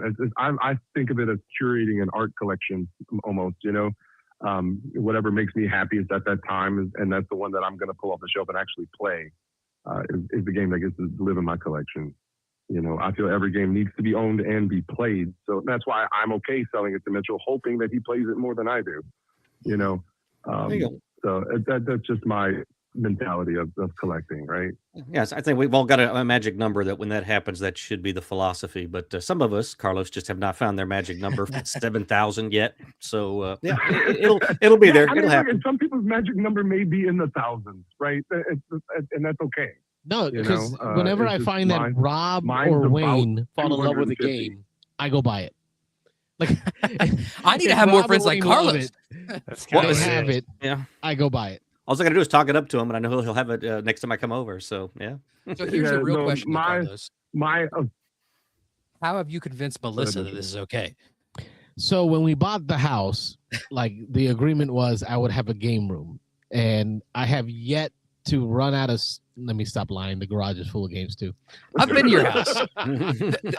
So that room is not an enclosed room. How many rooms has your game room migrated to is the question. That's what I'm trying to say. Right? It's like opposite of the dining room, right? So has it merged into the dining room? It is the dining room now. It is the dining room. Oh, taking over the dining room. He moved the studio to the other side. That other side is now a bedroom for one of the boys. Oh yeah, because I also collect children. I collect children too. He collects children. Yes. Careful, don't say that. Yeah, that'll get you arrested. I'm sorry, man. Your skin's brown. You're already working up from the bottom. Ace and Deuce and I will be playing board games together in jail. Carlos has a ring cam. He's got Alexa. He's already in trouble. Like Pandemic, my games have outbroken into other areas. Yeah. I mean, it's inevitable, right? You know, it's going to happen. I think games are fluid. They will fill the container they are put in. You know, if you keep them there long enough. Well, and Mitchell, you'll appreciate this. Every time I'm over there, I start pulling games off the shelf, like expansion boxes, and I'll open them up and they're empty. They're empty. There's empty boxes on the doors. Yeah, that's the worst. Well, do you still do the Carlos special though of just scraping everything into the box? He's slowly evolved a bit from that. I mean, he admitted that sometimes there's a place for actually taking time to put it away. But yeah, but then also look at my recent post of Shackleton Base. Yeah, if he's in a hurry, it's just go and scrape it. Are in the you box. all anarchists like this? Have I fallen into the wrong crowd? Oh yeah, you're running with the wrong crowd. Bro. Logan is the complete opposite. He has to have a 3D printed insert for everything. No, I have a 3D printed insert for almost every game I own. Everything has a place. Yeah. I generally baggies with labels for a lot of games if it has an insert. Now, I will say this: that's tolerable. I can live with you. This is fine. Now I'm in between. Like Carlos will just sweep everything into the box and put it on the shelf, and then 2 years later when he plays it again, it's like that. If I have a game day at home, I may sweep it into the box just to get the next game to the table fast because I know that I work from home a lot during the week, so I'll pull that game out and then pack it away later. You know, instead of having to spend 20 minutes during the game day putting it all away. And Mitch should appreciate that. More games, less time. Yeah, exactly. Yeah, there you go. I took the time to baggie and label every baggie. I just didn't take the time to put them in the baggies. I take the time to 3D print, sometimes design 3D prints for inserts for my games, and I will make sure they get picked up properly. That's a lot of energy. I also have ADHD, and I will once the game is on the shelf, even with all the good intentions in the world, I will not go back and organize it. So it has to get done right then and there when I'm done. It feels like you got a combination of ADHD and like OCD, so like you're screwed. Like It's ADOCD. Yeah, that's what I have. Yeah, if ever you're playing games at Logan's house and you're trying to help pick up a game, you just got to let him do it. It's got to be just right. We've got one of those. Yeah. Jim don't. Odeck. Yeah, the lid has to be on the box right. No, everything has to be right. I'm good with some lid lift, especially that crooked lid lift. Ooh. That one where it's like at an angle. No. Like one corner is higher. And You're the other hurting. three are And now he's lower. doing it on purpose. Now he's doing it on purpose. I'm having palpitations. Please don't. No. Yep. Logan, it's been a pleasure meeting you, man. Sounds like you got a wonderful group out there. I hope this Absolutely. isn't the last time you call. Absolutely not. Absolutely not. Rob, Gotta be we'll see careful. at Once you SOBO. get Logan chatting, it's hard to shut him up. So you might regret saying that. Yep. I'll have to meet you at SOBO. That's what I love about doing this. Absolutely. Thanks for making it a call-in show, man. Have a good night. Good night, man. Yeah, no problem. Later, Logan. Bye. See you soon. Man, the quality of your friends is strong, Mitch. I don't know how they hang out with you. Okay. Oh.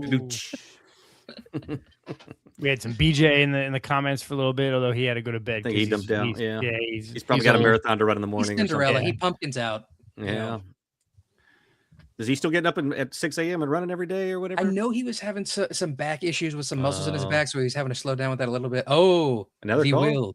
Yeah. Oh. This is a throwback. I feel this like is this one's another old timer coming collecting back. the all-stars. Mitchell in comes one on and show. all the old timers come back. I need to do more shows out of the tent. if this is Oh, what it's yeah, gonna that's be. what it is. This That's what it it's is. gonna be. That's what it is. It's not Mitchell being on. It's you and Ted. Beans and Dice podcast. State your name, where you're calling from. What's up? Is there people everybody hates is Will? My man. Hey, everybody loves to hate Will. Will I am. Yeah. What's up, guys? I was actually doing some cybersecurity stuff, and then I was like, yeah, let me see what's going on this Thursday. I tell you what, I do feel bad. There has been this number that has tried to call Somebody in keeps trying to call. over We can hear it and beeping. over Yeah. and over. Yeah, we can But hear it every time beeping. they call, somebody else has already taken Yeah. their spot. Yeah. Mhm. It's all Will's fault. Oh well, I'll have to keep waiting. Will, welcome to the what do we call it? The All-Star, like getting the gang back together show. Yeah. Yeah, I mean, I probably have been the most MIA playing board games out of everybody I probably know, just because life and time and work just sucks it all out of you. So, Yeah, it does. but I'm doing a lot of good things now, so I focus my energies on those things now. So. It's cyclical. It comes and it goes. It ebbs and it flows. Yeah, right now I'm working with blind and deaf children with the school system. So Wow. Oh, nice. Sweet. Okay. yeah, I'm their tech support for them. So I'm trying to find alternate means to incorporate technology to teach blind children and to teach children with hearing disabilities, or a mixture of both. So it's an interesting ride. Well, Cool. it doesn't have to be board gaming, but like, what other geeky stuff are you getting into? Well, I heard some guys talking about 3D printing. Well, I'm actually using a lot of 3D printers as like tactile stuff to teach. I'm actually right now in the process of printing Braille game pieces for Catan. That's cool. That's awesome. You know what? So, That it's pretty difficult, but let me tell you. But yeah, so I if you watched see a me running short or video, anything, I will William. never play Catan. I watched a short video where It's found out. this blind guy, he's a guitarist, like a bass player, and amp company sent him like a 1-out-of-1 amp where all of the knobs had Braille writing on them, and like it blew his mind. Like what you're doing there, that's what that reminds me of. The idea of taking something that we take for granted, that just components for a game, and putting Braille Right, on it so yeah. that people that can't see can read through it. That's pretty cool, William. Yeah, you'd be surprised when I go to like especially high schools and these children who have vision problems, like they're just as geeky and nerdy as us, and they want to do these kind of things, but there's just not the ability for them to do it because no one's gone out of the way to do it. So. Oh, Stonemeyer's done a exciting little thing. bit of that I'm with doing Jimmy that in a bunch- Stegmeyer's doing the what do they call them, Wayne? Those the cards that are Vision friendly packs. Yeah, Yeah. there you go. Yep. yeah, I'm learning a lot about this, but yeah, I've been doing that. I got, I've just been got my security certification. I'm working on my other, I'm working on my CCNA and management, IT management certification. So I've just been busy. Nice. You think you're going to hit up any But cons this I already year? bought my ticket for Dice. Oh, there you go. All I right. did buy my ticket for Dice Tower. Sweet. I made sure that is set in stone. That is going to be my week. The game as much as I can. Will the fam be with you, I or don't is know it about the just retreat you? though. Just me. Okay. I'll be there. So, I got the room booked for the fam, so we'll have the fan family there. AKA Carlos will Oh. play Zero games. Yep, exactly. Or he'll play 1 or 2 from the room. Well, I'm just amazed that he's going this year. Shoot. You take 1 year off. You take 1 year off. And last year was like your kids. It was 21st. One of your kids' birthday weekend. Oh, you special took ones. 1 year off. Yeah. We did took 1 spring year off, break. but then the year prior to that, you came, but you only came for like 1 day, and you were there, and you were doing a whole bunch of other things. You Yeah, really because that year was the year the 21-year-old turned 21. The following year, the kid turned 18, so we did that as a spring break thing instead of a summer thing. But hey, listen, it ebbs. For these children to turn It ebbs and it flows. You don't need to mess with. It comes and it goes. No, it comes in a fire hose all the time. No, it doesn't. Drink. Clip that. Like you said earlier. Clip it. Like Make it a GIF. Earlier, you collect children, so. Yeah, everybody collects something, I guess. Yeah, children for me. Yeah. Well, I got to say, I'm feeling a little I nostalgic do- for I will- Beans and I- Dice, and I got to say, I think you were the first Beans and Dice member I met because I got really hooked up with you guys, and then you and I both went to Gen Con solo like crazy guys, and we just ended up hanging out the whole time because it was like, hey, a familiar face. Well, we're So- sorry. No, it was actually pretty interesting. I was just gonna roam around Gen Con, just absorbing the, I guess the Atmosphere. environment of what it is. It's like it's definitely not a place to game. It's definitely a place to learn and educate yourself if you don't know the environment. And then obviously it's a place for the vendors and the publishers to, a platform to look at the product, sell the product, talk you into buying it, demoing things, stuff like that. Don't go there to play games. Go there to meet people, maybe make some connections and maybe play games after the convention's kind of died down, like in the lobby or the food truck area, man. Yeah, because remember He's out they there. charged to use the library, and we were so upset. Yeah, I was like, what the hell? No. Yeah, when it starts dying down, you can go to the demo units and instead of let them play like a few rounds of the game, they're like, go ahead and finish the game. No one else is around. It's dying down. Go ahead and finish the game. You actually get a full game with the newest the new hot titles coming out before anything else. But don't forget the year we went though was the year when COVID released the ability to go back, so it wasn't as crowded. I would probably not go now. It was probably too crowded. But yeah, I remember so I the guess I next don't see you guys in a while. I'll definitely play Dice Tower this year for sure. Nice. Yep, I've got my tickets. I got my tickets in my So- room already booked for Dice Tower. I'm doing the retreat also. Got the tickets in the room for retreat. So I'll be hitting those two. Planning to hit You were SOBO. able to get a retreat ticket? Yeah. See, because I was there last year. Yeah, they keep inviting you back each year that you come. So until you don't come one year, and then You had to do that whole email thing. no, if you were already in there, they give you actually while you're there the last couple of days they open it up, and anybody who's actually physically there can go ahead and sign up for the next year. Yeah. I don't know if I would be able to promise myself to make it, so I'd rather not go. I'd rather someone else give someone else the opportunity to go. So yeah, that's not for me. I'm not going to do that to somebody. Yeah, I think what I found is my Probably been trying for a while to family. get in. My family really missed the 4th of July weekend in Orlando. Like it's the hotel, the summertime, no school, right? Because the retreat is during school. Yeah. Yeah. So that whole summertime activity is it makes it too well-rounded of a vacation. So we're not going to skip it again.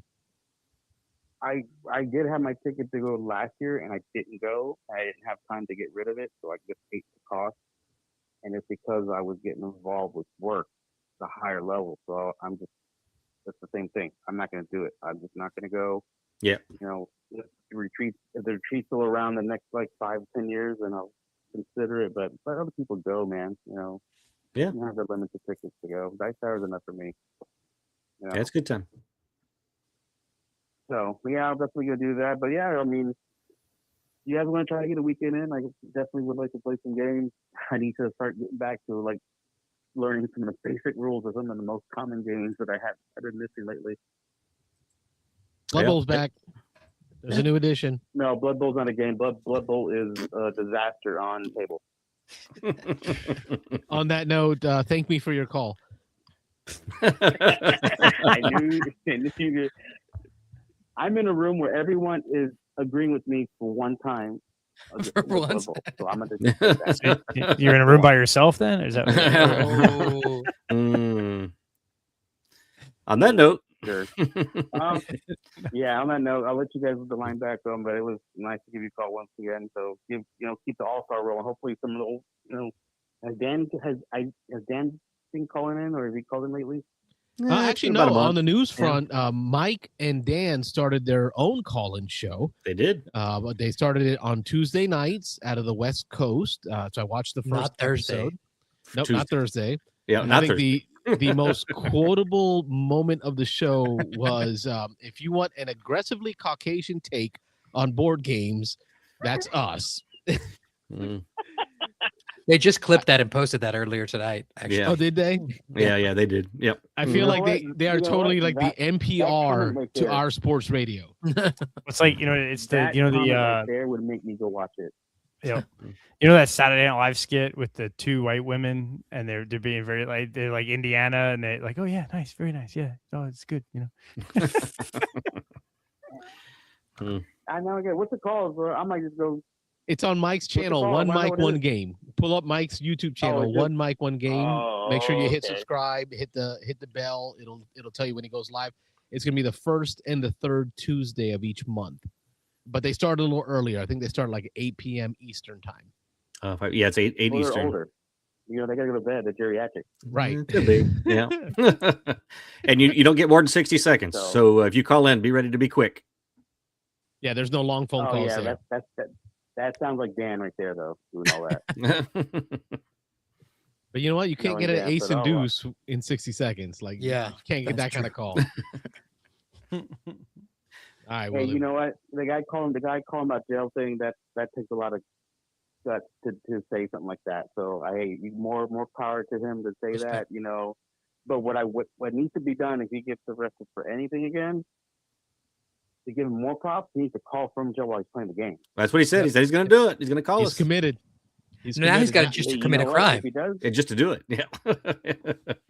wait, no, he can mess up on parole. You never know. Who knows? Like in one of the I don't know hearings, if what he the can just story like get contempt, right? Skip Like a contempt hearing of or court. something. Yeah.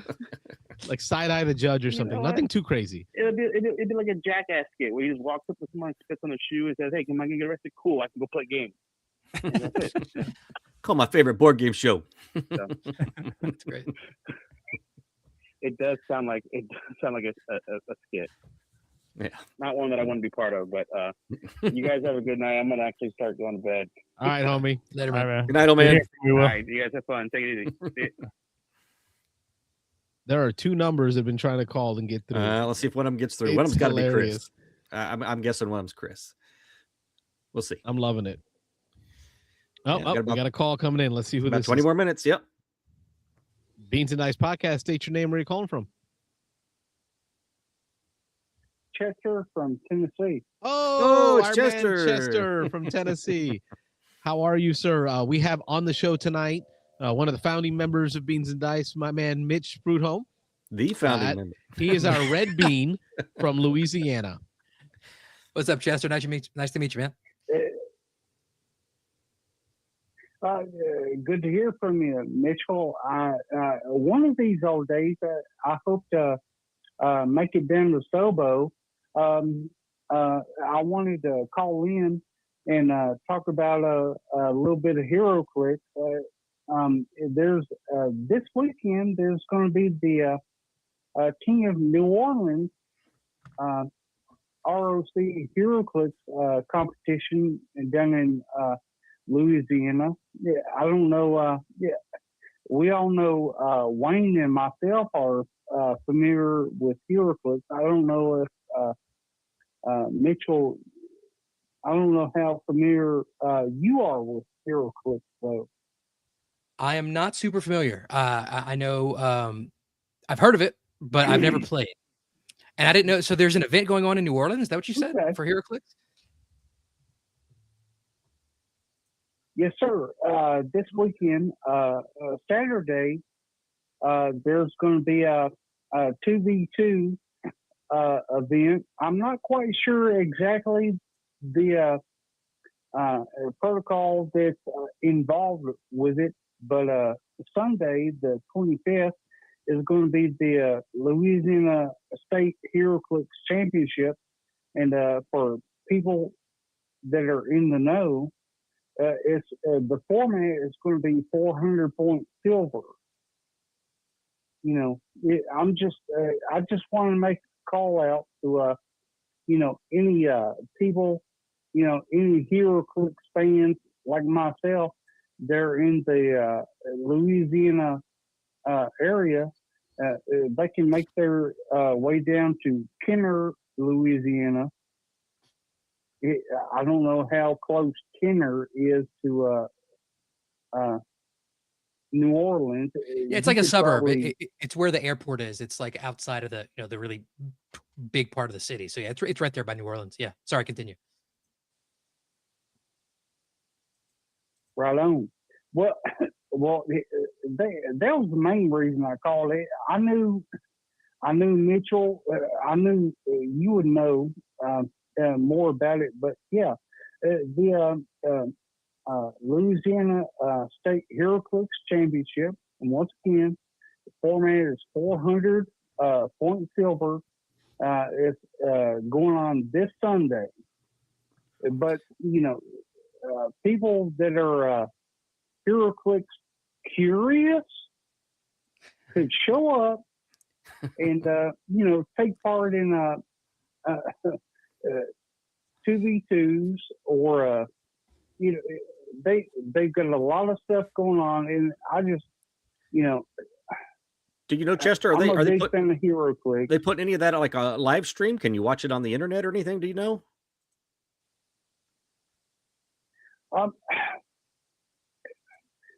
I really don't know. I mean, I really the main HeroClix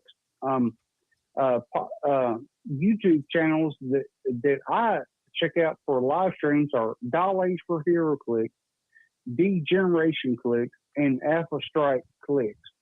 I don't know if any of those are going to be present for this tournament, but I do know that Scott Crampton from Critical Clicks is going to be there because that's his home territory. Is he the world champion?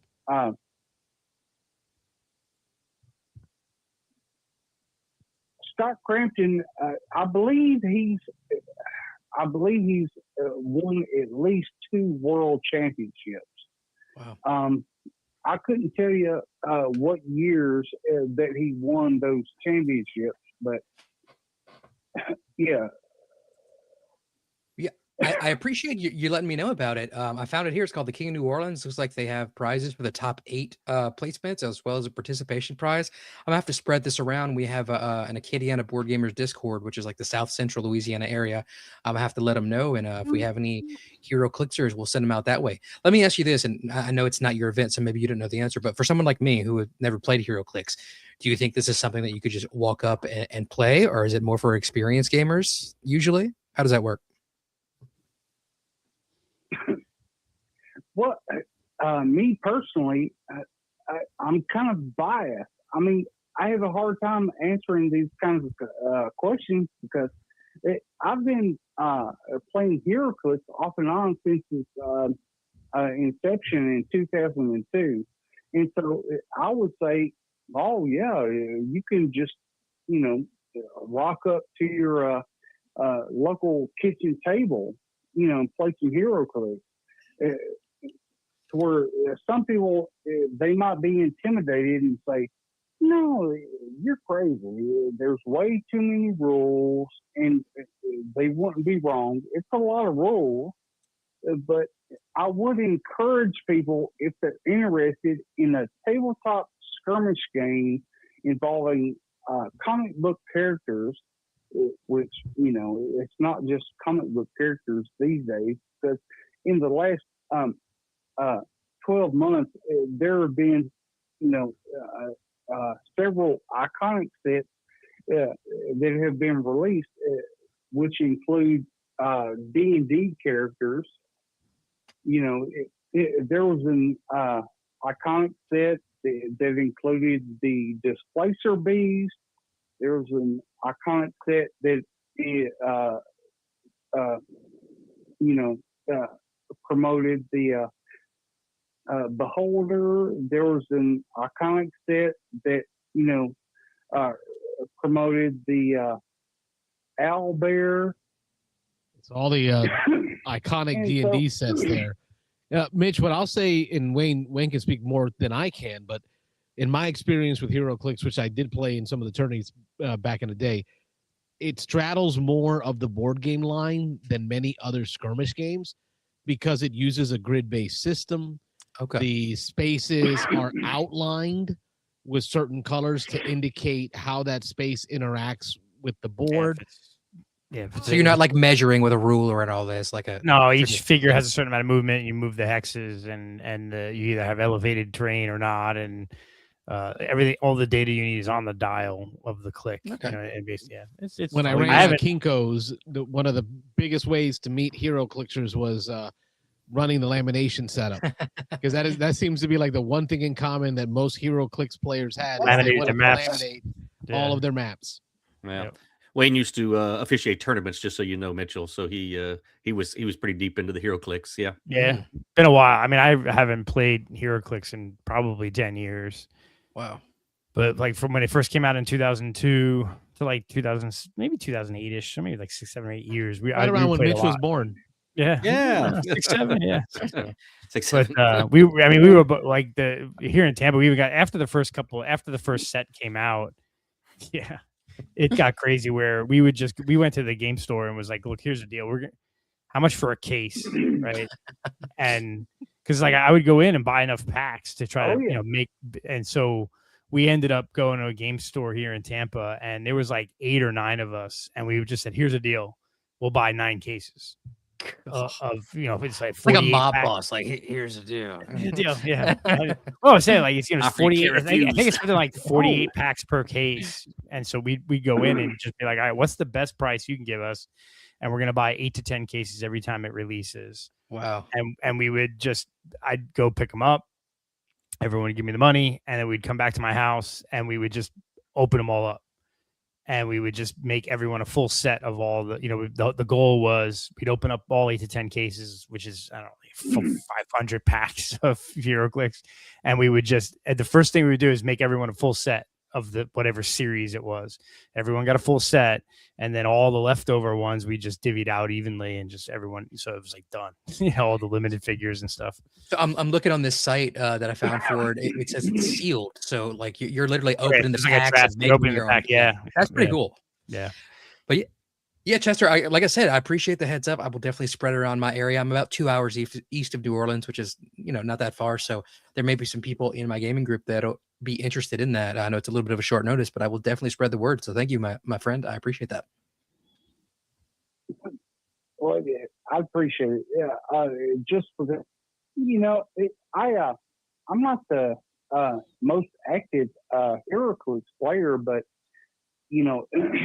I've played the game off and on for over 20 years now, so I kind of feel invested.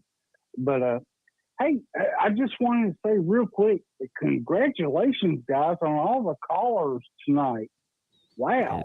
Yeah, so the one night we don't have our little flip thing to count the calls, Carlos, we fill it up. Yeah. I didn't bring it with me to camp. Well, Chester, you're part of that. That's You made okay. it a call-in show. Thank you so much, brother. Well, I know you got. Well, I did put together a quote unquote thematic quiz involving ice, snow, and frost. Ooh. Oh boy. Yeah, you're going to be in that, Mitch, in you, that you're corridor getting introduced to this. Our man Yeah. Chester calls in regularly and Weekly will now. quiz us. He will come up with some crazy. Here's an idea of one of them. One of them was Bruno, or Bruno. It was like Cathala, Mars. Ay, Dios mío. No. Then the other one was Kramer, Kiesling, or both. Yeah. And he'd quiz us on games. So I'm gonna watch this here with Mitch now that he's here. So Chester, hit Mitch up with a quiz. Let's see his knowledge of gaming. All right, let's see. Kind of nervous. Okay. I've got all four of your names written down. I've got my pen in my hand. I'm ready to ask some questions. I mean, I can start off. Who should I start off with, Carlos? Let's go alphabetical again, like we normally go Carlos. do. Yeah. So Carlos, Mitch, Rob, then Wayne. All right, Carlos. Your seed game is a few acres of snow. We're gonna guess whether the next game was released before or after a few acres of snow. Okay. So your game is a few acres of snow. Okay. So was Snow Tales released before or after a Before. few acres of snow? I already got it. Snowtails, well before a few acres of snow. Yeah. Yeah, okay. Yeah, all right. Carlos gets a point. Yeah, there you go. All right, Mitchell next. All right, Mitchell. So your game of Snow Tales was Ice Cool. Ice Cool released before or after Snow Tales? I'm gonna go with after. All right, Mitchell gets a point. Yeah. Mm-hmm. All right, let's see here. Rob, your game is Frostgrave. Oof. Frostgrave to Ice Cool, huh? Ooh, I'm gonna say after.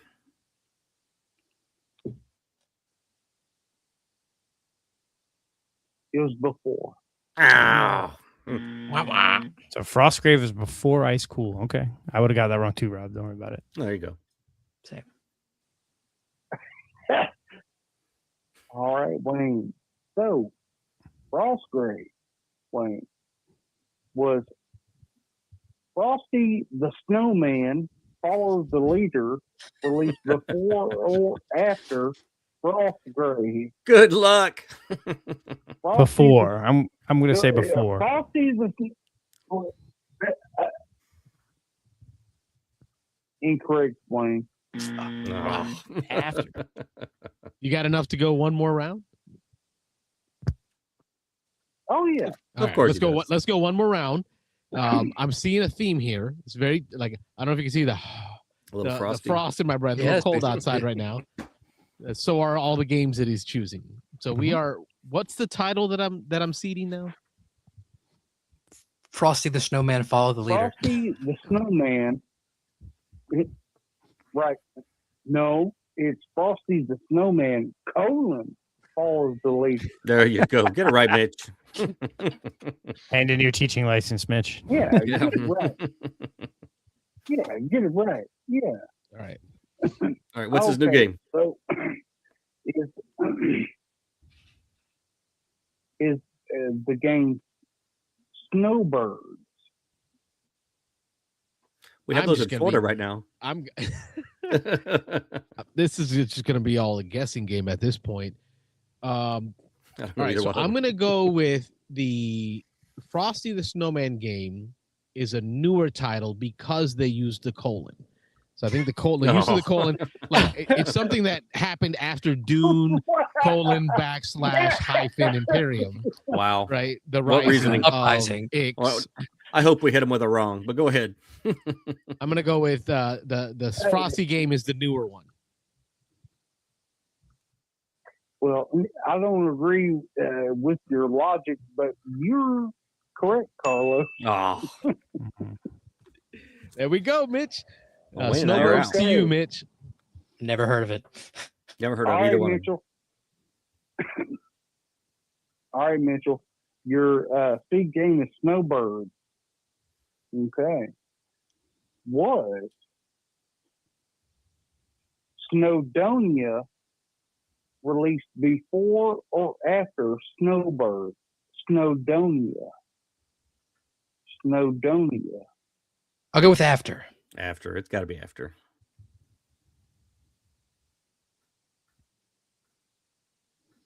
It was before.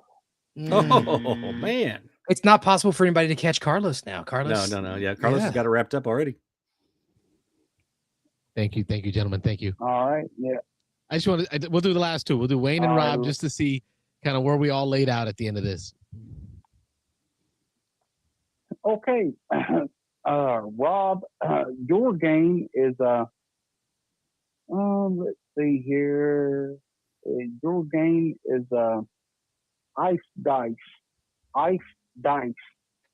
Rob loves his dice games. Yeah.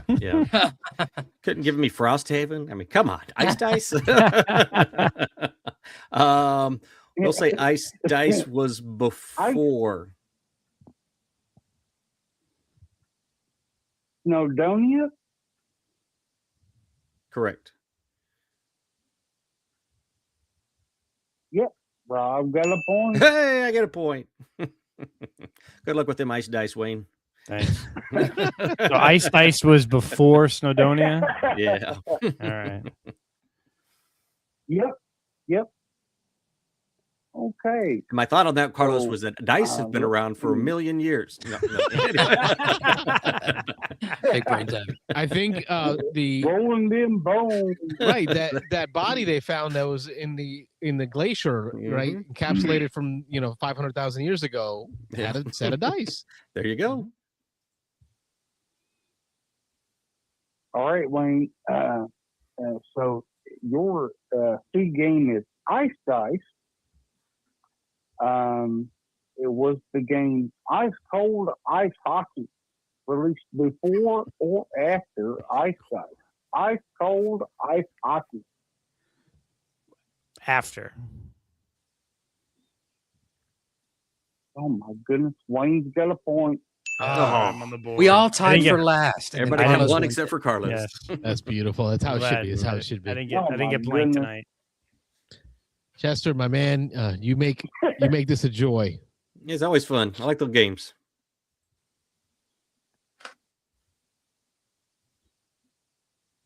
All right, Chester, you are appreciated.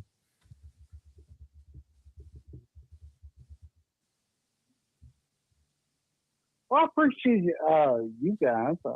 Currently, it's Carlos 2, Mitchell 1, Rob 1, Wayne 1.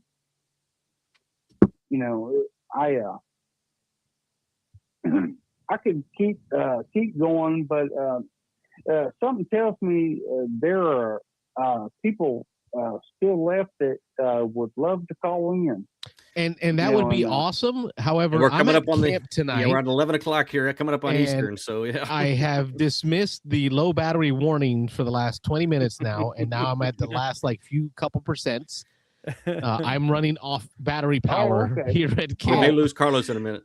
So it's worked out great, Chester. It's got us to the end of the hour. We've gotten more than a handful of calls here of wonderful people like you. I want to thank you for continuing to make it a call-in show, brother. Get us next week. We'll have a little more time next week, Chester. You guys got it. Good to hear from you. Carlos, Robin, Wayne, good to hear from you, Mitchell. Yes, sir. Nice to meet you. Thanks for again, calling, Chester. Have a good night. Good night. Yeah, man. Yes, sir. Yeah, that I've dismissed that warning a few times now. I don't want to push my luck too hard because I want to end on a normal note. We'll kick other geeky goodness till next week then. Yes. Yeah, we'll have to. I want to thank Mitch, Mitchell Prudhomme out of New Iberia, Iberia. Louisiana, our official Red Bean, for joining us tonight. Mm-hmm. There is a call that's coming in, and this Take call's it. been trying. Let's take just it. just see who it is. Let's just take it. Beansanddice podcast. State your name. Where are you calling from?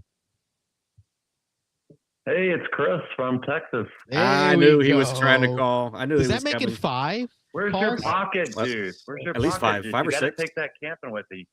My pocket You don't have who? a pocket juice, Your backup Carlos? charger. Yeah. Pocket juice. Oh, Yeah, pocket charger. You know. I do have a pocket charger. That's what I'm running everything off of right now.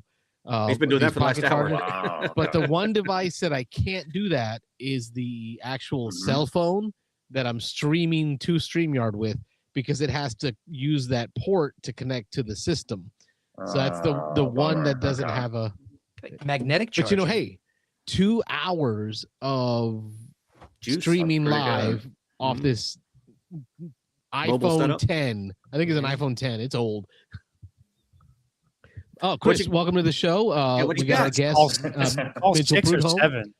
You've Yeah, got it's either 6 or maybe 7, yeah. 6 or 5 7. minutes before the call kicks me off. You got about maybe 5 minutes. What you got going on, Chris? Okay.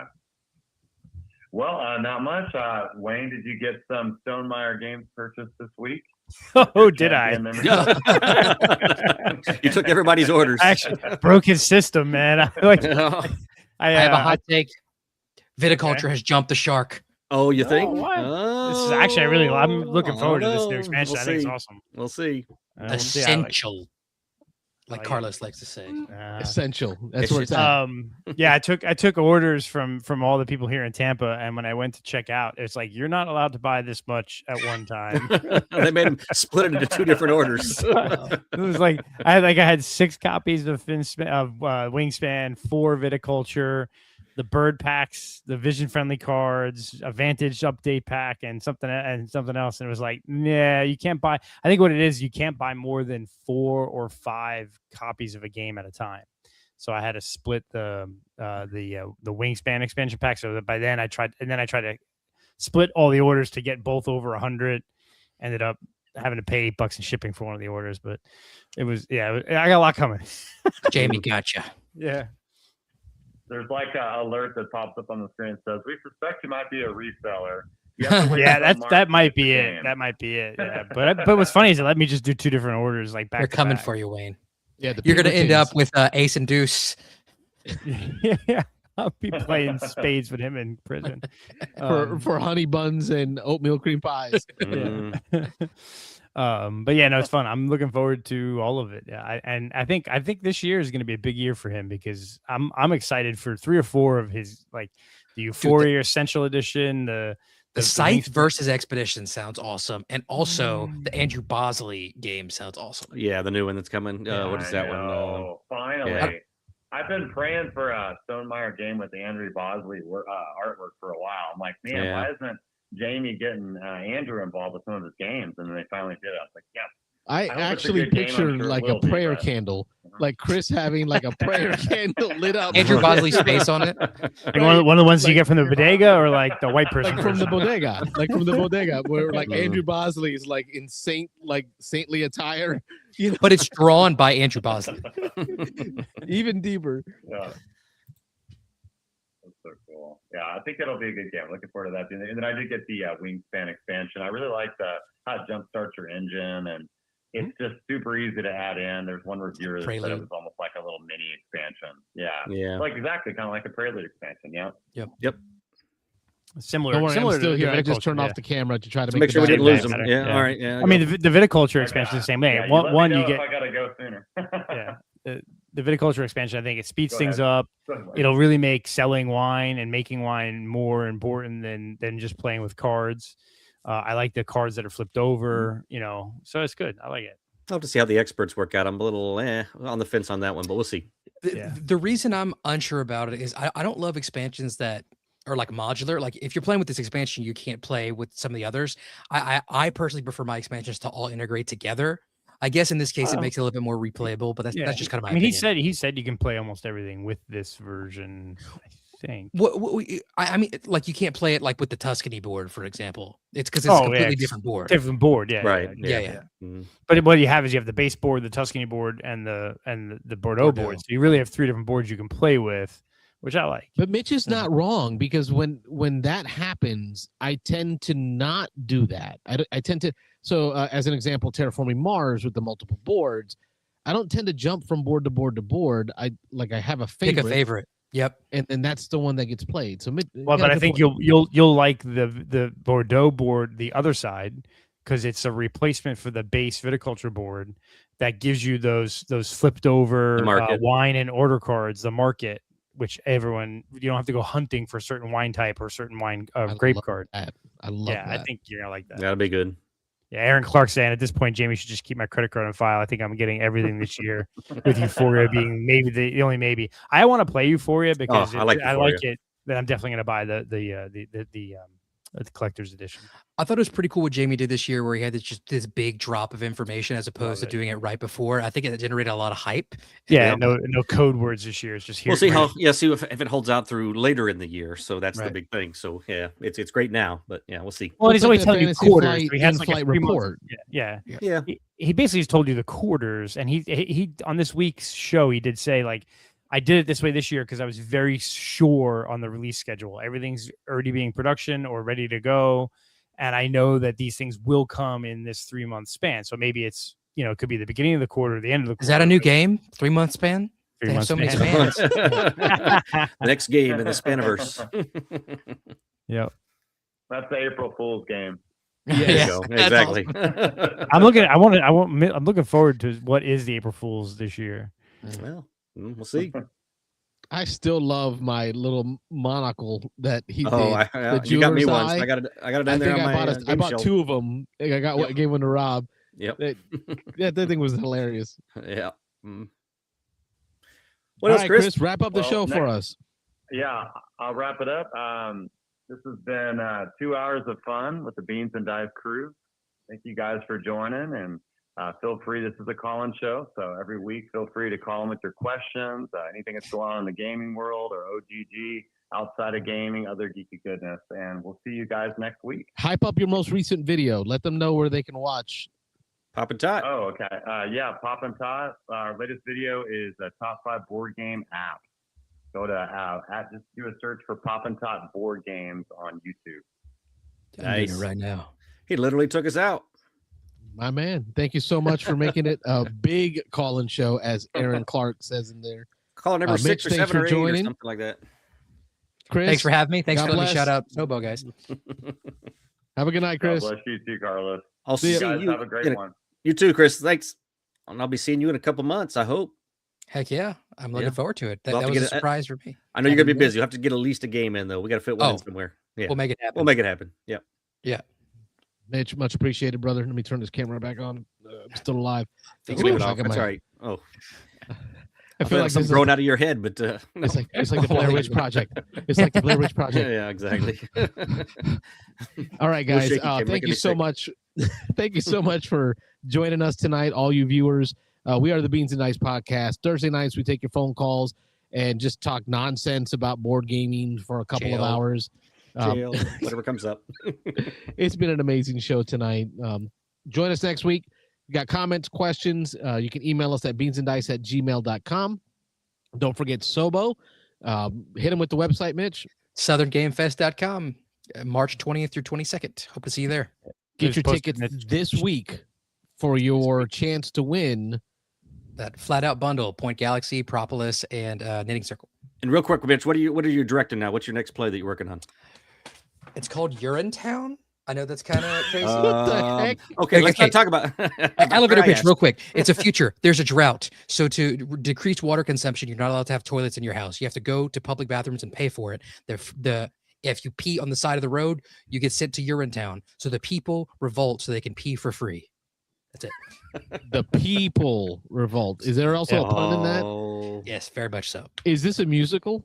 Yes. of course. One of the main songs is "It's a Privilege to Pee." Nice. Local production.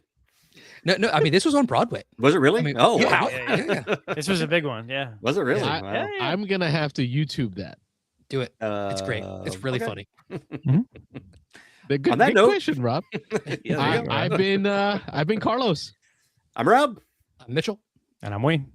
and we've been the Beansanddice podcast Thursday night live call-in show. Thank you for watching, and we will catch you on the next one. Go Thanks again. for watching the Beans and Dice podcast. Don't forget to like and subscribe. I'm going to Waffle House. I'm gonna go get me some waffles. Oh God. Shut that can up.